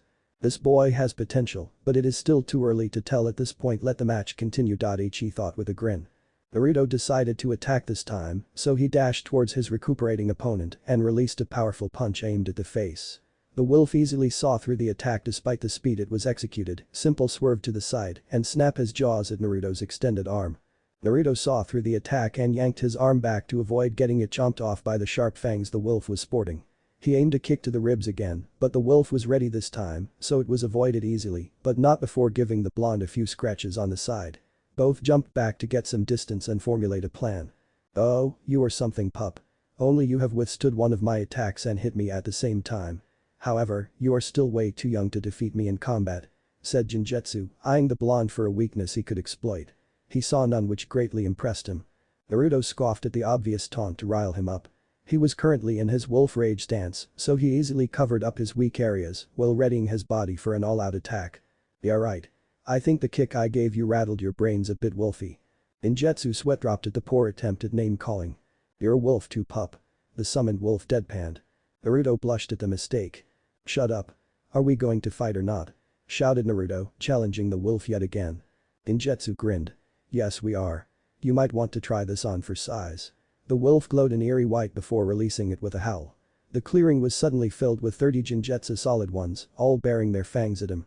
Now let's see you fight your way out of this one, pup. Giving the last part an added tone that came out as an insult, hoping to rile up the blonde wolf in front of him. Naruto grinned. Oh, this wolf's seen nothing yet. He placed his hands in front of him in a familiar seal. He hasn't tried this yet in his wolf form, but he was always best at on-the-spot improvisation. I'll top your 30 wolves with this. Kage Bunshin no Jutsu. Smoke engulfed the entire clearing, shielding both fighters from view. What Fenrir and Jinjutsu saw when it cleared scared them. Jinjutsu was surrounded by hundreds of Narutos, some of them on the ground, while the rest were perched on the trees, all of them grinning down at a wide-eyed Jinjutsu. So, shall we begin, Genjutsu-san? Taunted Naruto with a fang-filled grin that brought shiver down everyone's spine. Not seeing any answer, Naruto snapped his fingers and bellowed his command. J-Irge. Ninjutsu only have one thought in mind when he saw all the Naruto clones charged at him and his 30 clones. Shit. Naruto dispelled what's left of his clones when he saw Jinjutsu twitching on the ground, his body littered with bloody gashes. Despite the obvious number difference in their clones, the wolf champion matched each of Naruto's clones blow for blow, showing off that his experience in the battlefield was nothing to be scoffed at. Naruto also didn't get out of the match unscathed. He was no longer wearing any pants, but he was happy to see that his little wolf was clearly hidden behind fur and skin. This confused him a bit. He was also sporting a lot of wounds when he was ganged by 3 of Genjutsu's clones. Tired from the battle royale, he sat on the ground, panting from exhaustion. He was startled by a loud booming laugh that echoed throughout the forest. That was quite a battle, young Naruto. It seems that the Moon Wolf clan has a new summoner today. We welcome you to our clan. Fenrir declared with a voice filled with pride. Another wolf appeared in front of him, this one a little bit smaller than Naruto, carrying a black scroll in its mouth. This is the summoning contract of the Moon Wolf clan. After you sign this with your blood, the clan will be forever tied to you and to all your blood relatives. Unlike other summons, we of the Moon Wolf clan are family summons, meaning that no one will be able to summon us in battle against you. The pack is family and the family is pack. That is the clan's motto and is yours from now on. Your battles are our battles, young pup. Declared the holder of the contract after placing the blue-black scroll on the ground in front of the werewolf. Naruto nodded tiredly and walked over to the scroll and kneeled right in front of it. He opened the contract scroll and saw a bunch of names he didn't recognize. Shrugging, he used a clawed finger to open up a gash on his left palm, letting the blood pool a bit before using the tip of the nail of his right index finger like a pen and wrote down his name beside the last entry. Instinctively knowing what to do next, he covered his right hand with the blood that pooled on his left palm and stamped it down below his name. The contract glowed for a bit before it closed up. The small wolf bowed, bit down on the contract and returned to the summoning realm in a puff of smoke. All done, Fenrir-sama. Instinctively using the correct honorific for his summons boss. The large wolf nodded its head in pride over the pup's instinct to determine the alpha in the situation. I suggested your friends hiding in the woods to come to the clearing so I can inform you of your heritage. Hearing the words coming from the boss, the Hokage, Tsunade, Jiraiya, Tsume and Kuramaru entered the clearing towards Naruto. Tsunade immediately went to Naruto's side and started healing his numerous, yet already healing, wounds. After she finished, she looked at the gigantic wolf and pointing at the still unconscious Genjutsu. You may lady summoner of the slugs and thank you for the assistance. Fenrir answered the unspoken question. Tsunade was inwardly shocked that the large wolf summon knew of her summons, but she ignored it for now as she proceeded to start healing the red wolf's wounds. Fenrir then looked at the rest of the group. Such a grand pack you have here with you, pup. The Lord Summoner of the Monkey Tribe and the Toad Clan. And what's this, the warriors of the Dog Clan are here as well. Interesting company indeed. Finished the wolf with a chuckle. Fenrir-sama. How did you know about their summons? Asked a curious Naruto as he stretched his sore muscles to get some feeling back into them, ignoring the fact that he was totally naked as he was stretching his body in front of everyone. Luckily, he was ignored. Easy, young one. We of the summons have a hierarchy that is strictly followed. I will tell all of you in brief. The ruler of the summons that allowed us to lend our aid to humans are the 4 beasts of the world, Suzaku of the south, Seryu of the north, Byakko of the east, and Genbu of the west. Each of them rule their respective clans as fit their species. For example, the Moon Wolf clan is under Byakko, as well as the dog summons. Genbu, who ruled the earth, control the monkey clan. Seryu holds dominion over the snakes, toads, and reptiles, while Suzaku control all birds. All summons inform each other who their summoners are so we may know them. Also, the smell that came from their summon are deeply rooted into the summoner, so I can easily tell them apart. Explained Fenrir. Everyone was astonished to discover that the summoning realm holds a hierarchy with bosses of their own. It is indeed a discovery that holds a lot of explanation in how summons communicate with one another. So Fenrir-sama, can you tell me about the clan you mentioned earlier that I belong to? Genjutsu also mentioned something about cataclysm that wiped us out. Asked Naruto, eager to learn more about the source of his bloodline. Fenrir nodded. You might as well sit down since this is a long tale to tell. Seeing everyone has made themselves comfortable on the ground, Fenrir followed their example and sat on his haunches. Where to begin? The best would be at the beginning of your clan before I start to explain your abilities, young one. A long time ago, before the world became the elemental countries, the shape of the land was quite different. Large continents were separated by deep seas, and each continent holds their own forms of life. Of course, man has always been present in these lands, but they are different and are separated according to their race. Before, us summons isn't what we are now. We were considered as spirits of the land, worshipped as deities or gods by the human race then. The one who worshipped the Moon Wolf clan is your clan, the clan of the spirit wolves who lived in a large island that contained a large forest to the west. One thing that made your clan unique out of the rest was that they were deeply in contact with our clan and spirit, that some of our powers bled into every generation they produced. As evolution marked every man, so too your clan. The Spirit Wolf clan gained the ability to shift to wolves that walks on two legs. Before they were called werewolves and have been a subject of many myths and secrets from other races, but I digress. The men of the Spirit Wolf tribe is able to shift themselves to werewolves, while the women doesn't have the ability, though their strength is similar, just without the transformation. Their human forms gained the power of the soul of the wolf that is sleeping inside your very own. The soul is usually dormant but is usually awakened when its vessel is in deep need to protect itself. Their bodies will grow in proportion to how powerful their wolf spirit is, and from what I see in your form, I could say that you are perhaps the most powerful in the tribe. Also, these men are able to shift to their spirit wolf form when they are under the throes of powerful rage. Many moons have passed and the tribe flourished. However, men from the east who utilize technology have greatly abused their knowledge and went to war with each other. The Spirit Wolf clan, who was, fortunately, far from civilization, was not involved in the war, but one of the factions utilized a power so destructive that it destroyed the world. The men of the East developed a technology so powerful that one of such inventions was enough to destroy a city 5 times the size of this village. First, it was controlled, only attacking those they have fought against. However, one mistake changed all that. The desperation drove one of the enemy factions to infiltrate the base that contained these weapons and launched all of these monstrosities in different parts of the globe, almost wiping out the human race. Unfortunately, my beloved Spirit Wolf clan was among the casualties and despaired that they were wiped out. However, it seems that there were survivors from the cataclysm, but the knowledge was forgotten for reasons we do not know. We didn't know they survived as well since they didn't know how to contact us through their spirit wolves inside them. Despite this, the ability is passed down from one blood family to another until it is finally activated in you, young one. Astonished by the story that was told by the large wolf, everyone in the clearing was silent throughout the telling.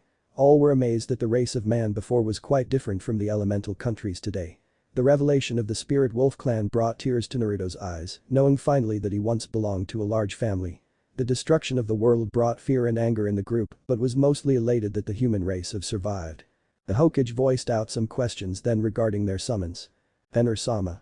The story you told is astonishing. However, I would like to know how summons, such as yourself and mine, came to be. Instinctively using a respectful tone despite his stature in the village. Fenrir nodded. Indeed, Lord Summoner of the Monkey Tribe. The entire summoning realm lay dormant in the scheme of life after the cataclysm, fearing that man will misuse our powers, despite how we have gifted it to them when we found them worthy. However, we came back after we were ordered by the 4 legendary beasts that man once again walked the lands of Earth, especially when the world was under the peril of the Great Jubilee. It was because of our contract with the first user of chakra, the Sage of the 6 Paths, that he was able to seal the being inside himself, which he later separated into 9 beasts that now exists in this world. When the sage passed on to the next life, we were instructed to choose a person to wield our powers only when we find them worthy. For years the Moon Wolf clan have not experienced any summoners until you came along, Uzumaki Naruto, holder of the Kyuubi no Kitsune. Naruto was shocked that the boss knows of the demon inside him. Why, you know of the Kyuubi inside me? Fenrir just gave him a look that spoke volumes. Don't question my intellect, pup. If you have lived the years that I have, then it is quite easy for me to determine that the strange energy you hold in your gut is from the head of the Kitsune clan, Kyuubi no Kitsune, once a friend of mine in the summoning realm. Now everyone was shocked with the revelation that the Baijas were summons themselves. What? You mean Kyuubi is a summon? Jiraiya yelled in disbelief. Fenrir rolled his eyes at the human's antics. Yes, summoner of the toads. The Jubilee was broken up by the Sage of the 6 Paths into creatures that walk the earth. Ichibi the raccoon, Nibi the cat, Sanbi the turtle, Yonbi of the weasels, Gobi of the apes, Rakubi of the snails, Nanabi of the insects, Hichibi of the ox, and finally Kyuubi of the fox. These are the bosses of their respective species, but all of them are now dethroned ever since they have wreaked havoc on the earth with others taking their place. Not as powerful perhaps, but powerful in their own rights. Kyuubi was once a friend of mine before she started terrorizing this world. If you want the whole history, young pup, talk to the fox. I sense that it is in deep hibernation right now within you. Everyone grew quiet at the revelation that the tailed beast were once powerful summons before they were exiled from the summoning realm. They were brought out of their thoughts when Fenrir spoke to them again. Now that you know the history, it is time for everyone to leave except for Naruto.